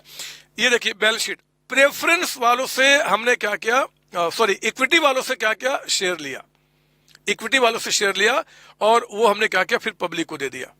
डिवेंचर होल्डर भी पब्लिक ही है ना, तो फिर से हमने क्या किया? उसको शेयर कैपिटल में कन्वर्ट कर दिया। लेकिन मतलब ये हमने ये जो आपके डिवेंचर होल्डर हैं, इनका पेमेंट करने के लिए हमने अपने पॉकेट से कुछ नहीं दिया, एक पब्लिक से लिया, सरेंडर कराया और वही आपको दे दिया। तो लेकर देने की एंट्री हमने क्या किया? ये कर दिया आपका यहाँ पे, वो एंट्री यहाँ पे चला गया। जितने से क्लेम हमें माफ कर दिया गया इस प्रोसेस से, वो माफी कहां चला जाएगा? रिकंस्ट्रक्शन अकाउंट में। क्लियर यहां तक? ये सर। अगला है मेरे बच्चे, इसके बाद आपका फिर कहता है ई पॉइंट में, अच्छा एक चीज देखा आपने, डी में कितनी एंट्री बनी, 2 एंट्री बनी, तो मैंने कोशिश किया कि डी का पॉइंट 1 और डी का पॉइंट 2 यहां दिखाऊं, ताकि एग्जामिनर को कॉपी चेक करने में कोई दिक्कत ना हो, क्योंकि वो बदमाश होते, थोड़ी सी उनको दिक्कत आएगी, घर में झगड़ा करके आए तो मार्क्स आपका इधर उधर कर देंगे, इसलिए ध्यान से आप लिखेंगे इसका, ठीक है ना। ई में कहता है creditors claim shall be reduce to 50%। ये जो आपके क्रेडिटर्स हैं कितने के, 72,000, ये 72,000 के जो क्रेडिटर्स हैं इन्होंने अपना क्लेम रिड्यूस करके कितना कर लिया, 36,000, आधे की माफी दे दी। और फिर कहता है it is to be settled, it is का मतलब क्या, ये 50% ये भी सेटल्ड हो गया bye issue of equity shares of 10 out of share surrender, यानी कि 36,000 जो बच गए इसको भी हमने क्या किया जी, 36,000 के शेयर्स दे दिया आउट ऑफ शेयर सरेंडर्ड। तो 36 के हम सरेंडर टू कैपिटल कर देंगे, क्योंकि हम कहते हैं भैया हमने क्रेडिटर्स को नहीं दिया, हमने क्या किया जी, पब्लिक को इशू किया, क्रेडिटर्स हैं, डिवेंचर हैं, मैं आप सभी क्या है, पब्लिक है उनके लिए। तो आपने क्या किया, अगली एंट्री में एक तो आपका कहां चला गया, equity share surrender to equity share capital account 36 आपका ये एंट्री बन गया। और क्रेडिटर्स की क्लेम कितने से खत्म हो गए, पूरे 72 से। मैंने आपको ये क्लास का से उठाया हुआ पॉइंट है, आप लैंग्वेज पे ध्यान दीजिए, एक बार दोबारा रिवीजन करते टाइम भी, क्योंकि ये आ सकता है। तो एक तो पहले इनसे हमें फॉरगो यानी कि माफी मिल गई कितने की, 36,000 की, है ना, क्लेम रिड्यूस टू 50%। तो जो माफी मिल गई वो तो रिकंस्ट्रक्शन में जाएगा ही जाएगा, बाकी जो 36,000 बच गया इसका भी पेमेंट हमने किया जी सरेंडर शेयर से, सरेंडर शेयर से पे किया। तो इसके लिए भी हमारे घर से कुछ नहीं गया, उनसे शेयर लिया, आपको दे दिया। तो मेरे बच्चे एक तरीके से लायबिलिटी बैलेंस शीट से पूरा का पूरा 72 से खत्म हो गया। तो हमने वही एंट्री किया। दूसरी एंट्री आपका यहाँ पे creditors to reconstruction account. Sir इन दोनों में से कौन सी एंट्री पहले बाद में करनी चाहिए, आपकी मर्जी है, पहले ये कीजिए चाहिए कीजिए, बट पॉइंट नंबर ई में ही दोनों एंट्री आप दिखाएंगे। क्लियर ना, ये सर। और इसके बाद कहता है कि जो सरेंडर शेयर्स बच गए हैं, जो रेशियो भी नहीं, उनको कैंसिल कर दो। अब मेरे बच्चे पब्लिक से जो शेयर सरेंडर कराया था ना, हमने किसी को दिया नहीं, कैंसिल कर दिया, तो अब वो खत्म हो जाएंगे, वो फायदा कहाँ जाएगा, रिकंस्ट्रक्शन में। और इसके लिए हमने क्या किया जी, आपका जो बच गए उसको ट्रांसफर किया रिकंस्ट्रक्शन अकाउंट में। ये कैसे निकल के आया, तो आपने सरेंडर कराया था 6 लाख का, 6 लाख में 1 लाख प्रेफरेंस शेयर्स में कन्वर्ट करके डिवेंचर होल्डर को दे दिया था, एंड 36,000 अभी हमने एक क्रेडिटर्स को दे दिया। तो जितना बच गया वो चला गया रिकंस्ट्रक्शन अकाउंट में। इसमें कोई डाउट आपको नहीं? सर ये एंट्री आप नहीं करोगे, ये जो आपका प्रॉफिट लॉस हटाना है, कर लो मेरे बच्चे, आप कर लेना। मैंने कहा ना, मैं बस एंट्रीज का कॉन्सेप्ट का रिवीजन करा रहा हूं, मैं एंट्री और आपको बैलेंस शीट टैली करने का काम नहीं करा रहा। तो मैंने आपको बता दिया कि यहाँ पे क्या क्या एंट्रीज बनेगी, जो इन पॉइंट्स के अंदर में, वो आप बस ध्यान रखिए, है ना। तो ये भी मैंने आपको बता दिया, कोई डाउट इसमें नहीं सर, सारी बातें रिकॉल हो रही है। ये सर, अब मैं आ गया उस क्वेश्चन के ऊपर, 5वां क्वेश्चन, जो क्वेश्चन अभी एक अटेम्प्ट पहले हमारे एग्जाम में आया था। और उस अटेम्प्ट के अंदर में मेरे पास ये क्वेश्चन आप देख लेंगे, आपके बुक का ही है, उसमें जो एक पॉइंट जो ट्रिकी है ना, वो मैंने यहाँ पर रखा हुआ है ना, सुनिए ध्यान से, उसको मैं रिवाइज करा दूं, कहीं एक बार दोबारा आ गया तो मजा आ जाएगा आप सभी बच्चों को। बैलेंस शीट कहता है कि 31 मार्च 2024 का है। बैलेंस शीट में इक्विटी है, प्रेफरेंस है, first debenture, second debenture, outstanding interest on debenture, creditors है, डायरेक्टर्स लोन है, बैंक ओवरड्राफ्ट है, आउटस्टैंडिंग लायबिलिटी है, प्रोविजन फॉर टैक्स है। इस साइड मैंने नहीं दिया क्योंकि बैलेंस शीट टैली नहीं किया हुआ है, बस वही पॉइंट उठाया जो कि आपके लिए रेलिवेंट है इस एडजस्टमेंट को सीखने के लिए, एंट्री को सीखने के लिए। कहता है कि A hold 10% first debenture of 4 lakh.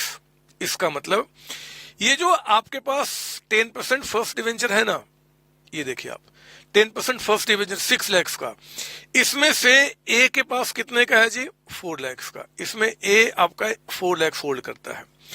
10% second debenture में ए कितना होल्ड करता है, 6 लाख, यानी कि इस 10 लाख में से ए के पास कितना है, 6 लाख का amount. He is also a creditor for 1 lakh rupees. जो ये 5 लाख का क्रेडिटर्स है ना, उसमें ए कितने का है, 1 लाख रुपीज का, ठीक है ना। उसी तरीके से एक और भी बंदा है B hold 10% first debenture 2 lakh का। इसका फर्स्ट डिवेंचर कितने का है, 2 लाख का। सेकेंड डिवेंचर 4 लाख का। ये दो बड़े इन्वेस्टर इस कंपनी में, उनका डिटेल बता रहा है, और वो क्रेडिटर भी कितने का जी, 50,000 का। इसके सिवाय कुछ बच गया तो बाहर के लोग और रहेंगे, छोटे मोटे लोग आपका, ठीक है। The following scheme of reconstruction has been agreed upon and duly approved by court. क्या बोल रहा है, A is to cancel 6 lakhs of his total debt, including interest on debenture. एक मिनट, इंटरेस्ट ऑन डिवेंचर भी तो है इनका। ये देखो आप, जब जब आपका ए का, मैं सिर्फ ए की बात कर रहा हूं, ए का डिवेंचर कितने का हो गया? 10 lakhs। तो मेरे बच्चे एक्रूड इंटरेस्ट भी तो रहा होगा। आप देख सकते हो कि रेट ऑफ इंटरेस्ट कितना? 10%। 16 लाख रुपए के डिवेंचर पे 10% के हिसाब से 160 का इंटरेस्ट बकाया, मतलब पूरा 10% बकाया है।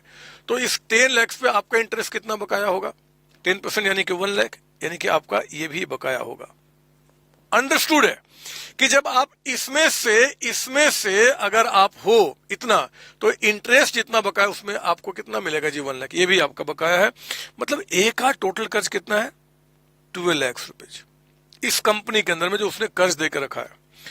कहता है कि ए, अब मैं फिर से आपको दिखाऊंगा यहां पे, कहता है कि A is to cancel 6 lakhs of his total डेप्ट इंक्लूडिंग इंटरेस्ट ऑन डिवेंचर। यानी कि आप यहां देखो ना, इस 12 lakhs में से ए कैंसिल यानी कि फॉरगो यानी कि माफी देने को तैयार है कितना जी? 6 lakhs रुपए, 6 lakhs। और जो बाकी आपका बच गया बैलेंस और इसका कर्ज कंपनी में कितना बच गया? 6 lakhs रुपए, 6 lakhs। कहता है कि इसके साथ वो 1 लाख रुपए और कंपनी को देगा, यानी कि शायद कंपनी को पैसे की रिक्वायरमेंट है, तो पहले 12 में 6 तो माफ कर दिया, बैलेंस 6 lakhs बच गया, और प्लस वो क्या कर रहा है जी? रुपीज 1 लाख यानी कि 1 लाख रुपए उसने और दिया है cash to company, cash to company. तो मुझे बताओ अब उसका टोटल कर्ज कंपनी पे कितना हो गया? 6 और प्लस 1 7 lakhs। 6 लाख तो माफ कर दिया, 7 lakhs हो गया। उस 7 lakhs के बदले में कहता है to receive new 12% debenture for the balance amount. इस 7 lakhs के बदले में क्या कर रहा है जी? वो आपसे 12% डिवेंचर्स आपसे रिसीव कर रहा है। हमें इसकी एंट्री पास करना है। यही क्वेश्चन अभी एक अटेम्प्ट पहले वाले में आया था और बच्चे कंफ्यूज कि पता नहीं क्या आ गया, बहुत टफ, बट कुछ भी टफ नहीं था बच्चे, इट्स वेरी सिंपल। हम लोगों ने क्लास में ऑलरेडी किया हुआ क्वेश्चन था, है ना, जो बच्चे मेरे पेड स्टूडेंट्स के अंदर में है। बट आइए आप ध्यान देंगे, मैं क्या करूंगा, मैंने इसमें एक स्मार्ट तरीका होता है एंट्री पास करने का। 4611 इन नाम को हटा दीजिए एंड टू ए अकाउंट में आप एंट्री करो, क्योंकि पहले हम क्या करते हैं जी, इन सभी नाम को हटा के हम ए अकाउंट में लेके आ जाते हैं पूरे 12 लाख रुपए। ठीक है, 12 लाख रुपए। इस 12 lakhs के बाद उसके बाद क्या कर रहा है जी? वो हमें और कितने रुपए दे रहा है? वो 1 लाख रुपए और कैश दे रहा है। तो हमने क्या किया? 1 लाख रुपए और ए से कैश ले लिया, बैंक टू ए, है ना, 1 लाख रुपए और आ गए। तो 12 + 1 मिलके ए का कर्ज कितना हो चुका? 13 लाख रुपए। 13 लाख रुपए को अब हटा दो, क्योंकि 13 में 6 lakhs उसने क्या किया जी? हमें माफी दे दी और बाकी के बदले में क्या ले लिया? नया डिवेंचर ले लिया। एंट्री हमारी कंप्लीट हो गई। अगर कोई बच्चा इसको 2 पार्ट में एंट्री करता है तभी कोई दिक्कत नहीं। 6 lakhs की अलग एंट्री, 7 lakhs की अलग एंट्री इकट्ठा कर दो तभी कोई दिक्कत नहीं, क्योंकि एंट्री तो लैंग्वेज है ना बच्चे, इस बात को बताने का। तो ये हमने आपको बता दिया। ऐसे इस क्वेश्चन में फिर आपका उसी तरीके से बी के बारे में भी करा था कि बी का भी ऐसे कुछ हुआ था, बट क्योंकि रिवीजन करा रहा हूं तो जो ट्रिकी पॉइंट्स बन सकते हैं, जो आपको रिवीजन के टाइम पे आपको ध्यान में रख के जाना चाहिए, उन सारी बातों को यहाँ पर रिवाइज करा रहा हूं। ठीक है ना, तो ये पॉइंट्स इंपॉर्टेंट था, इस बात को ध्यान रखेंगे। और बाकी चीज तो आप जानते हैं। बी भी देखो कह रहा है B is to cancel 3 lakhs of his डेब्ट। बी भी 3 लाख कैंसिल करेगा और वो कोई पैसा नहीं दे रहा है, बाकी के लिए नया डिवेंचर लेगा। तो आप उसकी एंट्री ऑलरेडी जानते हैं, अब कर लेंगे। मेरा काम था रिवाइज कराना, वो मैंने पॉइंट्स आपको करा दिया। इसमें कोई डाउट आपको? नहीं सर। तो ये मैंने आपको दे दिया। अब मेरे बच्चे मैं आपको लेके आ रहा हूं वो 2 क्वेश्चन जो आपको, ये क्वेश्चन आपके इंस्टीट्यूट के स्टडी मेट का क्वेश्चन, आपका ICMI, ये क्वेश्चन आपका स्टडी मेट का क्वेश्चन है और ये आपका 2000 जो आपका 22 सिलेबस है उसी के अंदर में ये क्वेश्चन आपको दिखेगा। एक क्वेश्चन मैं और भी आपको कराना चाहता हूं रिवीजन के तौर पे। उन्होंने क्या किया, ये क्वेश्चन आपका, ये क्वेश्चन मतलब अगला क्वेश्चन मेरा कहीं चला गया, मैं दिखाता हूं। अगला क्वेश्चन जो कि 2022 के स्टडी मैट में नहीं है बट 16 वाले में था और अच्छा क्वेश्चन है। तो एक्चुअली कभी भी कोई अगर आपको बोलता है ना कि यार जो स्टडी मैट है वही पढ़ लो उसमें से आएगा, तो उसमें तो कुछ है ही नहीं। पूरे इंटरनल रिकंस्ट्रक्शन में एक क्वेश्चन उन्होंने दिया हुआ है और आप देख लो पीछे का अपना स्कैनर उठा के, जब भी एग्जाम में क्वेश्चन आया है तो अच्छे अच्छे पॉइंट्स निकल के आए हैं। वो सारे अच्छे पॉइंट्स जो आ चुके हैं या आएंगे वो सब आप लोगों ने किया है बच्चे, उन्हीं को मैं प्रॉपर तरीके से रिवीजन करा रहा हूं। तो उन्होंने यही क्वेश्चन दिया बट फिर भी 2 अच्छे क्वेश्चन जो आपके स्टडी मैट के हैं उनका मैं रिवीजन कराऊंगा। एक अभी 22 सिलेबस में, एक 16 सिलेबस के बुक में था, वो भी कराऊंगा। आइए पहले मैं 6 क्वेश्चन पढ़ के बताता हूं आपको। Following is the balance sheet as on 31 March 2024 of hospital club, जिसमें कि फिक्स एसेट्स कहता है कि 1180 का है, जिसमें गुडविल 1 लाख है, इन्वेस्टमेंट है, स्टॉक है, डेटर्स एंड बैंक है। इस साइड 8500 इक्विटी शेयर्स है, 100 is fully paid up, 4000 cumulative preference shares है of ₹100 is fully paid up, security premium है, रिजर्व है एंड क्रेडिटर्स है। कहता है कंटिजेंट लायबिलिटी भी आपका 60,000 का है। आप जानते हैं कि कंटिजेंट माफ कर दिया जाए, नो एंट्रीज पास्ट। कंटिजेंट के बदले में कुछ भी पेमेंट किया जाएगा तो कंफर्म्ड है कि जो पेमेंट गया वो गया और रिकंस्ट्रक्शन का नाम आता है। अब देखो ना, हमारे यहाँ पे क्वेश्चन में क्या बोल रहा है, board of directors of company decided upon the following scheme of reconstruction, which was duly approved by all the concerned and put into effect on 1st April 2024. क्या बता रहा? Point number 1, the preference shares are to be converted into 12% unsecured debentures of 100 each with regard to 70% of the dues including arrears of dividend. मेरे बच्चे, preference share capital आपके balance sheet में कितने के हैं? 4 लाख का। तो एक तो 4 लाख के जो प्रेफरेंस शेयर्स हैं, इनका 70% का आप पेमेंट करने के लिए क्या इशू कर रहे हो? 12% अनसिक्योर्ड डिवेंचर्स। बट ध्यान रखना, आप जो इनका पेमेंट कर रहे हो वो सिर्फ ड्यूज में ये 4 लाख नहीं, इनका जो अरियर्स है ना वो भी पे किया जा रहा है। तो अरियर्स जो कि बैलेंस शीट में है नहीं, उसके बदले में कुछ भी पे किया जाएगा तो कंफर्म्ड रिकंस्ट्रक्शन का नाम आएगा। And for the balance equity shares कहता है 70% के लिए तो हमने दिया डिवेंचर, और बैलेंस के लिए कहता है कि इक्विटी शेयर्स इश्यू किया जाएगा ऑफ ₹50 पेड अप। इंस्टीट्यूट ने पेड अप लिखा है, उनको फुली पेड अप लिखना चाहिए था। मतलब कि जो बाकी जो 30% है उनके लिए हम नए इक्विटी शेयर्स इशू करेंगे, और वो जो इक्विटी शेयर्स दिया जाएगा वो ₹50 का होगा, fully paid up, would be issued. Authorise capital of the company का कोई मतलब नहीं बनता। फिर कहता है कि equity shares would be reduce to ₹50 each. Again equity shares कहता है रिड्यूस टू 50 ईच। 2 का मतलब क्या? फेस वैल्यू का चेंज होना। और यहां उन्होंने पेड अप लिखा, फुली पेड अप होना चाहिए, पता नहीं उन्होंने पेड अप क्यों लिख दिया। खैर, since goodwill has no value, उसको राइट ऑफ करना है। मार्केट वैल्यू कहता है कि इन्वेस्टमेंट का आपको 60 पे दिखाना है। ऑब्सोलीट स्टॉक 75 का राइट ऑफ करना है। बैड डेट्स कहता है to the extent of 5% of the debtors would be provided for, मतलब प्रोविजन बनाना है। प्रोवाइडेड मतलब कि प्रोविजन बनाना है, राइट ऑफ नहीं किया, बैड डेट्स नहीं करना आपको। फिक्स्ड कहता है कि 180 पे आपको राइट ऑफ करना है। ये सारी एंट्री आप ऑलरेडी जानते हैं। अब उन्होंने क्या किया ना कि बस क्वेश्चन को थोड़ा सा लंबा करने के लिए और आपको और अच्छे मार्क्स देने के लिए रिकंस्ट्रक्शन के बाद कहता है कि 6 महीने की ट्रेडिंग हुई है। The company carried on trading for 6 months up to 3 September 2024। 6 months तक का वर्किंग हुआ। उन 6 मंथ्स में कंपनी ने प्रॉफिट कमाया है 1 लाख रुपीज का। After writing of depreciation 25% per annum on revised value of fixed assets, half year working resulted in half year जो बिजनेस चला उसमें क्या क्या हुआ जी? कहता है कि डेटर्स आपके इंक्रीज कर चुके हैं 80,000 से, स्टॉक आपका 70 से इंक्रीज कर चुका है, कैश आपका 50,000 से। Creditors balance at the end of आपका ईयर को एज सर्टन करना है। उन्होंने लिखा नहीं है कि क्वेश्चन के अंदर में क्रेडिटर्स को एज सर्टन करना है, but current assets current liability में चेंजेस होते हैं। अब क्रेडिटर्स एंड में कितना है वो आपको निकालना है, ठीक है। You are required to show journal entries आपका entries for giving effect to the above arrangement and also draw the balance sheet of the company on the 30th September। तो पहले तो हम एंट्रीज पास करेंगे रिकंस्ट्रक्शन का। Reconstruction की entry पास करने के लिए पॉइंट नंबर 1 में आप आ गए। 1 में हम क्या करें जी? 70%, पहले बताओ ये कितना है? 60,000 ये एंड 4 लाख ये, 460 के 70% के बदले में हम उनको डिवेंचर्स इश्यू कर रहे हैं। तो मेरे बच्चे, आपने क्या किया? बैलेंस शीट से क्या चला गया? प्रेफरेंस शेयर कैपिटल, है ना, बैलेंस शीट से प्रेफरेंस शेयर कैपिटल। और आप उनको क्या दे रहे हैं? हम उनको दे रहे हैं, कुछ को दे रहे हैं अनसिक्योर्ड डिवेंचर्स एंड कुछ को दे रहे हैं हम इक्विटी शेयर कैपिटल।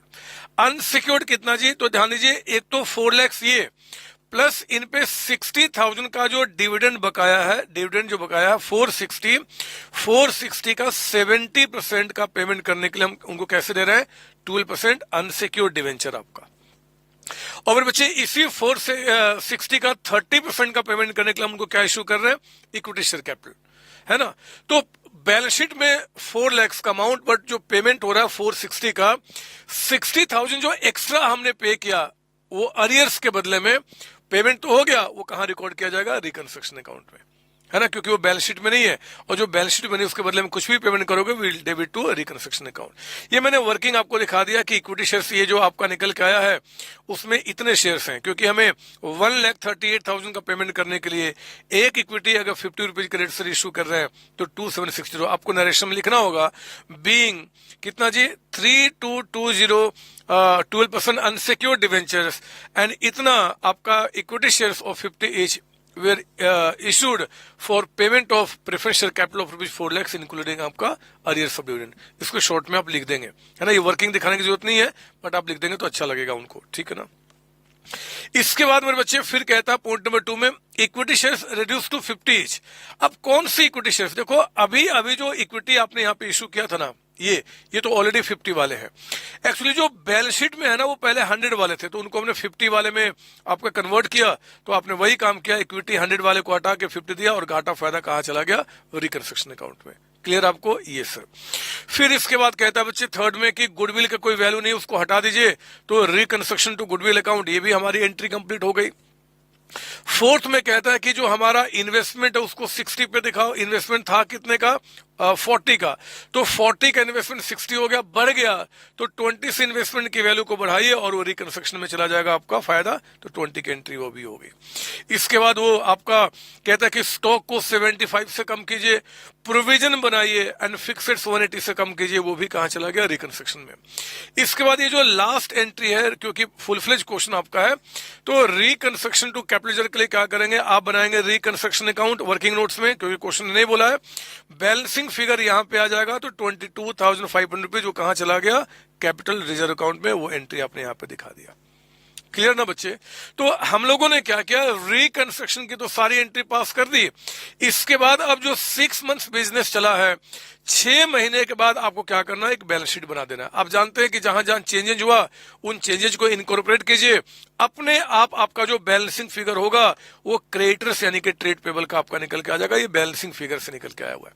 क्लास में क्वेश्चन मैंने कराया हुआ है हमने, जैसे कि अब पीपी को मैं आपको दिखा दूं, पीपी कैसे निकल के आया।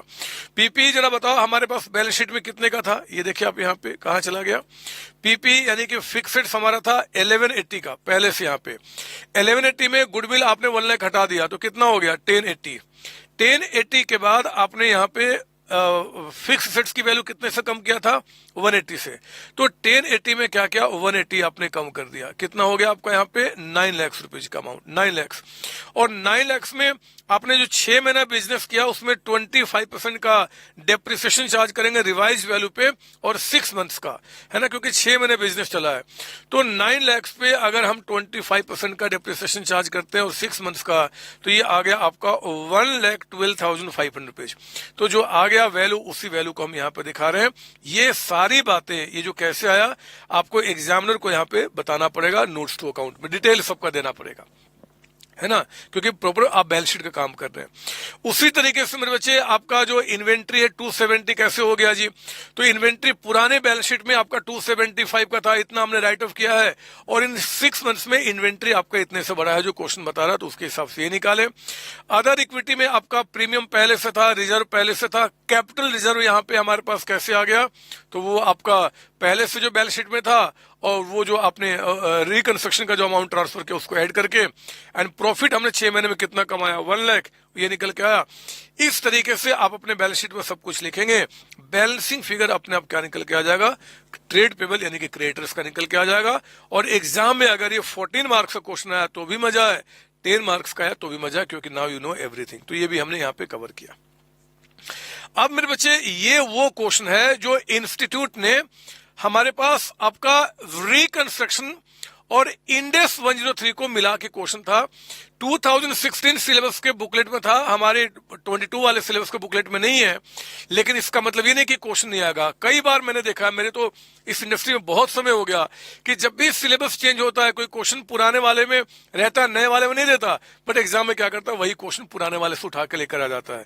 तो हम लोगों ने रेगुलर क्लास में पूरा क्वेश्चन किया हुआ है, बट फिर भी मैं रिविजन में भी चाहूंगा कि आप इस क्वेश्चन को मेरे साथ देख लीजिए। बैलेंस शीट कहता है कि रीटो का एंड अरीमा का आपका दिया हुआ है, जिसमें कि फिक्स्ड सेट से दोनों का इन्वेस्टमेंट इन्वेस्टमेंट मेरे बच्चे रीटो का बता रहा है, लेकिन ध्यान दीजिए रीटो का जो इन्वेस्टमेंट है उसमें से कुछ इन्वेस्टमेंट उन्होंने अरीमा में किया हुआ है, यानी कि दूसरे वाली कंपनी में। डेटर्स है, बैंक है, and the profit loss account. Equity share capital reserve बता रहा है आपका, डिवेंचर्स है, लोन फ्रॉम बैंक दोनों का है, बैंक ओवरड्राफ्ट अरीमा का है, सन्ड्री क्रेडिटर्स है, और अनपेड डिविडेंड बता रहा है दोनों का यहाँ पे, सॉरी रीटो का। नीचे कहता है it was decided that Arima limited will acquire the business of Reeto limited. कौन एक्वायर करेगा? अरीमा। तो Arima is the acquirer. Arima क्या होगी बच्चे यहाँ पे? एक्वायरर कंपनी होगी, एक्वायरर हो गई जो कि रीटो को एक्वायर करने को तैयार है। बट मजे की बात है, कहता for enjoying the benefit of carry forward of business losses following scheme Arima limited will reduce its share of ₹10 each. ये जो एक्वायरर है ना बच्चे, इसी कंपनी का पहले क्या हो रहा है? रिकंस्ट्रक्शन। इसी कंपनी का हो रहा है रिकंस्ट्रक्शन, और रिकंस्ट्रक्शन इस कंपनी का होने के बाद ये क्या कर रही है कि ये एक्वायर कर रही है किसको जी? एक्वायर्ड टू रीटो, रीटो कंपनी को ये एक्वायर कर रही है। तो अरीमा को आप रिकंस्ट्रक्ट कीजिए और अरीमा के बुक में रीटो को टेक ओवर करने की एंट्री करेंगे एज पर इंड 103, जो आप ऑलरेडी जानते हैं। ये देखिए आप यहाँ पे कहता है कि Arima limited will reduce its share to 100 per share and then consolidate ₹10 such shares into 1 share of 100 each. जो नया शेयर दिया जाएगा, कंसोलिडेट करने का ऑलरेडी आप जानते हैं, तो मैं साथ साथ एंट्री बताया जा रहा हूं। पहले क्या किया जी? 100 वाली इक्विटी को हटाया, 10 वाली इक्विटी को इश्यू किया, और घाटा फायदा कहां चला गया? रिकंस्ट्रक्शन में। फिर जो ये 30 का आपका था, है ना, 3 लाख शेयर्स थे ₹10 वाले, हमने जब रिकंसोलिडेट किया तो 10 के शेयर को 100 में किया, 30 अमाउंट सेम रहेगा। पहले आपके 3 लाख शेयर्स थे ₹10 वाले, अब आपके क्या हो गया जी? 0.3, यानी कि 30,000 शेयर्स हो गए आपका ₹10 वाला। समझ रहे हो ना? पॉइंट यहाँ पे दिया हुआ, पॉइंट आपका है 0.3 आपका, देख रहे हो यहाँ पे ना, 30,000 आपका है ना, ये निकल के आ गया। तो अब ये चीज ऑलरेडी बता चुका हूं मैं, क्यों बताऊं आपको ज्यादा। फिर कहता है कि bank agree to waive loan of 18 lakh of Arima limited. 18 lakh loan की हमें माफी मिल रही है, तो कहां चला गया आपका 18 लाख माफी? रिकंस्ट्रक्शन अकाउंट में। ये भी ठीक है, आगे बढ़िए। फिर क्या बता रहा है? Share holders of Reeto limited will be given 1 share. ये तो एक्वायर करने की बात कर रहा है, पहले रिकंस्ट्रक्शन कर लेते हैं। रिकंस्ट्रक्शन किसका हो रहा है? ध्यान देने वाली बात है, अरीमा लिमिटेड का। अगला point, sundry creditors of Arima include 30 lakh payable to Reeto limited. ये तो कॉमन डेप्ट है जो कैंसिल करते हैं। मैं ये मान रहा हूं कि आपने इंडेक्स 103 पढ़ा हुआ है, उसके बाद ये क्वेश्चन कर रहे हैं। रिकंस्ट्रक्शन प्लस ये आपका आफ्टर मर्जर के बाद, वो भी आपका बस रिकंस्ट्रक्शन में मेरे बच्चे 2 ही एंट्री है, एक आपका ये और एक आपका ये, 2 एंट्री आपका। तो हमने क्या किया, उस दोनों एंट्री को यहाँ पे पास कर लिया। अब बैलेंस शीट में अरीमा के बुक में एक लॉस दिख रहा था, वो तो राइट ऑफ करेंगे ही करेंगे, चाहे क्वेश्चन बोले चाहे ना बोले। हमने क्या किया, उस लॉस को यहाँ पे राइट ऑफ कर लिया रिकंस्ट्रक्शन में। फिर आप बनाएंगे reconstruction account, and reconstruction account का जो बैलेंसिंग फिगर आएगा उससे आप ये लास्ट वाली एंट्री पास करेंगे। ये हमने क्या किया, काम कंप्लीट किया।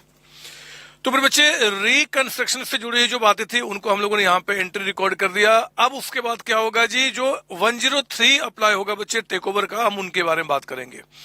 आइए जरा पढ़ते हैं क्वेश्चन में क्या बता रहा है यहाँ पे। पॉइंट नंबर 3 पे आप आइए। Share holder of Reeto limited will be given 1 new share of Arima in exchange for every share in Reeto. Reeto limited में मेरे बच्चे अगर 1 शेयर है तो नई कंपनी में क्या जी, 1 शेयर मिलेगा, मतलब स्वैप रेशियो यानी कि 1:1 का है। Creditors of Arima include 30 lakh payable to Reeto. ये तो एक्वायर करने के बाद जो कॉमन डेप्ट कैंसिल करते हैं उसकी एंट्री कर लेंगे। अगेन आफ्टर मर्जर कहता है कि अनपेड डिविडेंड जो रीटो लिमिटेड का उसको पे कर दिया जाएगा, हम उसकी भी एंट्री पास कर लेंगे। Reeto limited will cancel 20% holding of Arima limited. ये ध्यान देना भी यहाँ पे, अरीमा लिमिटेड में मेरे बच्चे रीटो की होल्डिंग कितनी है? 20%। मुझे बताओ कि अरीमा लिमिटेड में टोटल शेयर्स हैं कितने? अरीमा में टोटल शेयर्स हैं कितने? यहां देखिए, यहां देखिए, अरीमा में पहले जो ये शेयर्स थे ना 3 लाख रुपीज के, जो 3 लाख शेयर्स थे आपके ₹100 वाला, आप देखो रिकंस्ट्रक्शन के प्रोसेस में आपने उसकी एंट्री पास करके आपने उनको 30,000 शेयर्स ऑफ 100 में कन्वर्ट किया है। 0.3 यानी कि 30,000। तो 30,000 शेयर्स यहाँ पे जो ₹100 वाले हैं बच्चे, उस 30,000 में 20% किसका है? रीटो का। ये जो आपका कह रहा ना कि इन्वेस्टमेंट 2,10,000 का है, इसमें से हमने कुछ अरिमा में किया हुआ है, उसका अमाउंट निकल के आया। मैं बस थोड़ा सा लिख दूं यहाँ पे, बाद में दिक्कत ना हो, कि 20% होल्डिंग अरिमा का मतलब क्या हो गया जी, 6,000 शेयर्स इन अरिमा लिमिटेड। किसके पास पड़ा हुआ है, रिटो के पास आपका, है ना, इन्वेस्टमेंट ग्रुप में। और ये हमने एक्वायर कितने में किया था, 75 लाख में। 75 लाख में हमने परचेज किया था। आपको इंडेक्स 103 याद होगा कि जब भी मेरे बच्चे एक्वायरर कंपनी, जब भी यहाँ पे एक्वायरी कंपनी, अगर एक्वायरर कंपनी में पहले से शेयर होल्ड करके रखा हुआ है, तो याद कीजिए हम क्या करते थे, पहले हम पीसी निकालते थे नॉर्मल तरीके से। तो 1:1 का रेशियो है, उसमें हमने क्या किया जी, उसके हिसाब से पीसी निकाला। हम आपको कितना पेमेंट करेंगे, 6 लाख शेयर्स आपको देंगे, 1 के बदले में 1। तो आप देखो, जिस कंपनी को मैं एक्वायर कर रहा हूं, यानी कि रिटो, उसमें शेयर्स कितने हैं, 6 लाख शेयर्स हैं। 100 का एक, तो कितने हो गए, 6 लाख। तो रिटो के 6 लाख शेयर्स जो है, उनके बदले में 1 for 1, यानी कि हम उनको कितना देंगे जी, 6 लाख शेयर्स देंगे, 6 लाख शेयर्स देंगे। लेकिन 6 लाख में ऑलरेडी उनके पास, रिटो के पास हमारे कंपनी का शेयर्स कितना है, 6,000। अभी दिखाया ना मैंने आपको। तो अरीमा ने रिटो को कहा कि भैया हम आपको 6 लाख शेयर्स टोटल देंगे, बट 6,000 शेयर्स ऑलरेडी आपके पास, वो रख लो, बाकी शेयर्स हम आपको देते हैं। यानी कि 5,94,000 शेयर्स ऑफ 100 इज 594 का पेमेंट किया जाएगा। ये हमारा पीसी निकल के आ गया। मैं ये मान रहा हूं बच्चे कि इंडेक्स 103 आपने ऑलरेडी पढ़ा हुआ है, आप उसमें पढ़े हुए हैं कि अगर एक्वायरी कंपनी पहले से एक्वायरर में शेयर होल्ड करके रखता है, तो जितना पीसी निकल के आएगा, उसमें से जितना शेयर्स ऑलरेडी पहले से हमारे पास हैं एक्वायरी के पास, उतना बोलते हैं कि आपको पहले से उसको छोड़ के बाकी शेयर्स में और आपको दे देता हूं। तो 5,94,000 ये निकल के आ गया टोटल पीसी आपका। अब आइए हम एंट्री पास करना शुरू करेंगे, है ना। ये एंट्री किसके बुक में हो रहा है जी, अरीमा के बुक में, अरीमा लिमिटेड के बुक में एंट्री पास हो रहा है। जो एक्वायरर है, हम उसके बुक में एंट्री यहाँ पे पास कर रहे हैं। ये क्या करेगा जी, रिटो लिमिटेड के सारे एसेट्स, रिटो के सारे एसेट्स हम लेकर आएंगे, सारे एसेट्स लेकर आएंगे। लेकिन जो इन्वेस्टमेंट है, हम वो टेक ओवर नहीं करते हैं। कौन से इन्वेस्टमेंट, जो आपने ऑलरेडी हमारी कंपनी में किया हुआ है ना, वही तो हमने शेयर्स आपको छोड़ दिया। तो 2,10,000 में से कितना हम छोड़ देंगे, 75 लाख। बोला था ना कि 75 लाख इसमें क्या है जी, हमने आप में इन्वेस्ट किया हुआ है। तो 2,10,000 में 75 छोड़ के बाकी सारे सेट्स को हम लेकर आएंगे एट फेयर वैल्यू। तो उन्हीं चीजों को हम यहाँ पर लेके आने की एंट्री कर रहे हैं। हमारे पास फिक्स सेट्स आ गया, हमारे पास इन्वेस्टमेंट 135 आया, है ना, 75 छोड़कर। डेटर्स आ गया, बैंक आ गया, लायबिलिटी में सब कुछ हम लेकर आएंगे, to unpaid, to creditors, to bank loan, to debenture, सब कुछ, एंड टू कंसिडरेशन हम कितना पे करेंगे, 594। जो भी बैलेंसिंग फिगर आएगा वो क्या होगा जी, नीचे में आपका आ रहा है बैलेंसिंग फिगर, तो इसको हम क्या बोलेंगे, गेन ऑन बार्गेन परचेज। और आप जानते हैं कि गेन ऑन बार्गेन परचेज फिर हम कहां ट्रांसफर करते हैं, कैपिटल रिजर्व अकाउंट में, है ना बच्चे। तो इस तरीके से हमने काम पूरा किया, और इस कंसिडरेशन के बदले में हमने क्या किया, 594 के इक्विटी शेयर्स दे दिए, जो क्वेश्चन आपको ऑलरेडी बता रहा है, ठीक है ना। तो इस तरीके से हम लोगों ने क्या किया, आपका जो बिजनेस इक्वेशन है इंडेक्स 103 के मुताबिक, वो एंट्रीज तो आपका पास हो गई। अब जो वो मिसलेनियस में कहता है कि क्रेडिटर्स और डेटर्स हमारे कॉमन है, वो कहां चला गया, क्रेडिटर्स डेटर्स हमारे कॉमन है, तो कहां चला गया, अरे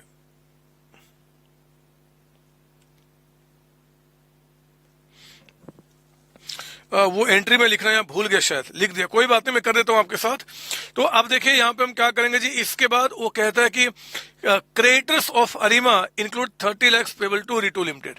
तो एक एंट्री आपका कॉमन डेब्ट कैंसिल करने का बताइए क्या हो जाएगा, यहाँ पे creditor account debited, creditor account debited to आपका debtors account, to debtors account. जितने से कॉमन आपका है 30 लाख, ये सब एंट्री आप ऑलरेडी जानते हैं, क्योंकि आप 103 खत्म कर चुके हैं, तो मैं क्यों बताऊं। और कहता है कि ये जो अनपेड डिविडेंड है ना, इनको भी हमने क्या किया, पेमेंट कर दिया। तो इनको पे करने की एंट्री कीजिए, आपने क्या बोलना है, अनपेड डिविडेंड, एक्वायरर कंपनी उनको पे कर दे रही है, अनपेड डिविडेंड अकाउंट को आपने डेबिट किया, एंड 2 बैंक अकाउंट है ना, हमने पे कर दिया। कितना अमाउंट है? 60 lakhs एंड 60 lakhs। ये एंट्री मैं लिखना भूल गया था, मैं बता दे रहा हूं। और इसके बाद कुछ बता रहा आपको? नहीं सर, ऑथराइज कैपिटल की कोई एंट्री बनती नहीं है। बैलेंस शीट मर्जर के बाद अब जो सिचुएशन है उसके मुताबिक आप बैलेंस शीट बना लेंगे। मैं बैलेंस शीट इसलिए बता रहा क्योंकि आपने ऑलरेडी किया हुआ है। मेरा काम रिवीजन कराने का है बच्चे, और रिवीजन में जितनी सारी बातें वो मैंने करा दी आपका, ठीक है ना। तो ये क्वेश्चन एक अच्छा था, वो मैंने करा दिया, कभी भूलना नहीं। कहीं एग्जाम में अगर ऐसा आ गया तो आपके मजे आ जाएंगे। चलिए, इंटरनल रिकंस्ट्रक्शन में जितनी सारी बातें थी, जितनी सारी बातें हैं, उन सबको हमने एंड किया बच्चे। जितने टाइप के ट्रिकी क्वेश्चंस बन सकते हैं, लैंग्वेज बेस्ड क्वेश्चन बन सकते हैं, उन सबका हमने रिवीजन किया। लेकिन याद रखना, रिवीजन आपका तब तक कंप्लीट नहीं माना जाएगा जब तक इसको देखने के बाद आप सबने, चाहे आप सेल्फ स्टडी कर रहे हैं, चाहे किसी और फैकल्टी से पढ़ रहे हैं, चाहे आप मेरे पेड स्टूडेंट्स हैं, अगर आपने रेगुलर क्लासेज में जितने सारे क्वेश्चन सॉल्व किया है, एक बार उस पर नजर नहीं मारे तो मजा नहीं आएगा। आपने क्या करना, बस पेज पलट लेना है। अच्छा, मुझे आता है, इसकी एंट्री ऐसे था, इसकी एंट्री ऐसे था। बिलीव कीजिए, आपसे बेहतर रिवीजन इस चैप्टर का किसी का हो नहीं सकता। तो फिर बच्चे, इस इंटरनल रिकंस्ट्रक्शन के रिवीजन को मैं यहीं पे एंड करता हूं और मिलता हूं आगे अगले चैप्टर का रिवीजन करने के लिए। यहाँ पे बाय बाय टाटा, मिलते आगे बच्चे, आगे कंटिन्यू करने के लिए। थैंक यू आप सबको, thank you, all the best. जय सीओसी, जय मेरे ICMI और जय मेरे CMA के बच्चे, यानी कि आपकी बात कर रहा हूँ। ऑल द बेस्ट बच्चे, थैंक यू। हेलो बच्चों, कैसे हैं आप? मैं CMA संतोष कुमार। मैंने और मेरी टीम ने डिसाइड किया कि जो क्वालिटी एजुकेशन मैं और मेरी टीम एक पर्टिकुलर एरिया में प्रोवाइड कर रहे हैं, उसको पूरे देश में क्यों न फैलाया जाए at the reasonable cost, under the brand name of COC education private limited. मेरे बच्चों, इस सक्सेस को हमने पाया, कॉमर्स के स्टूडेंट्स किसी भी कोर्स के हो, वो पूरे ऑल ओवर इंडिया में बैठ के हमारे कोर्सेज से बेनिफिट ले रहे हैं या ले चुके हैं। हमें जो दूसरों से अलग करता है वो है हमारा डेली डाउट सेशन। हमारा जो एकेडमिक इंस्ट्रक्टर टीम है, आपके कॉन्टिन्यूस आपके ग्रोथ पे वो नजर बनाए रखता है और आपको कॉन्टिन्यूस बेसिस पे मोटिवेट करना आपको स्टडी के लिए। मेरे बच्चों, कुछ रिव्यूज पूरे ऑल ओवर इंडिया से आए हैं, मैं चाहता हूं कि वो आपसे शेयर करूं। This is Komal Mishra of class 11. I am Rishik, preparing for CA Foundation. Hello, my name is Vanshika and I'm doing CA Intermediate. Ayaz from Bihar, student of CUC since class 11th and now in Foundation. I have purchased my CMA Intermediate from CSC Education. Hi everybody, this is Rahul. I am currently pursuing a CMA finals. मैंने YouTube पर पहली बार तो sir का class देखा, उनके पढ़ाने का तरीका मुझे बहुत ही पसंद आया। So thankful to Santosh sir. He is really a very nice teacher. अगर मैं संतोष सर के टीचिंग स्टाइल के बारे में बात करूँ तो आपको महसूस ही नहीं होगा कि आप वीडियो क्लासेस में बैठे हो, आप लाइव क्लासेस में बैठे हो। Santosh sir has cleared all my doubts and he gives a very तगड़ा concept over accountancy. Thanks to COC, my concepts are pretty clear, my doubts get clear right away and I'm even able to score a good mark. ये आप भी हमारे साथ join करें और success के path पे आप भी हमारे साथ अपने सपनों को पूरा करें। थैंक यू बच्चों।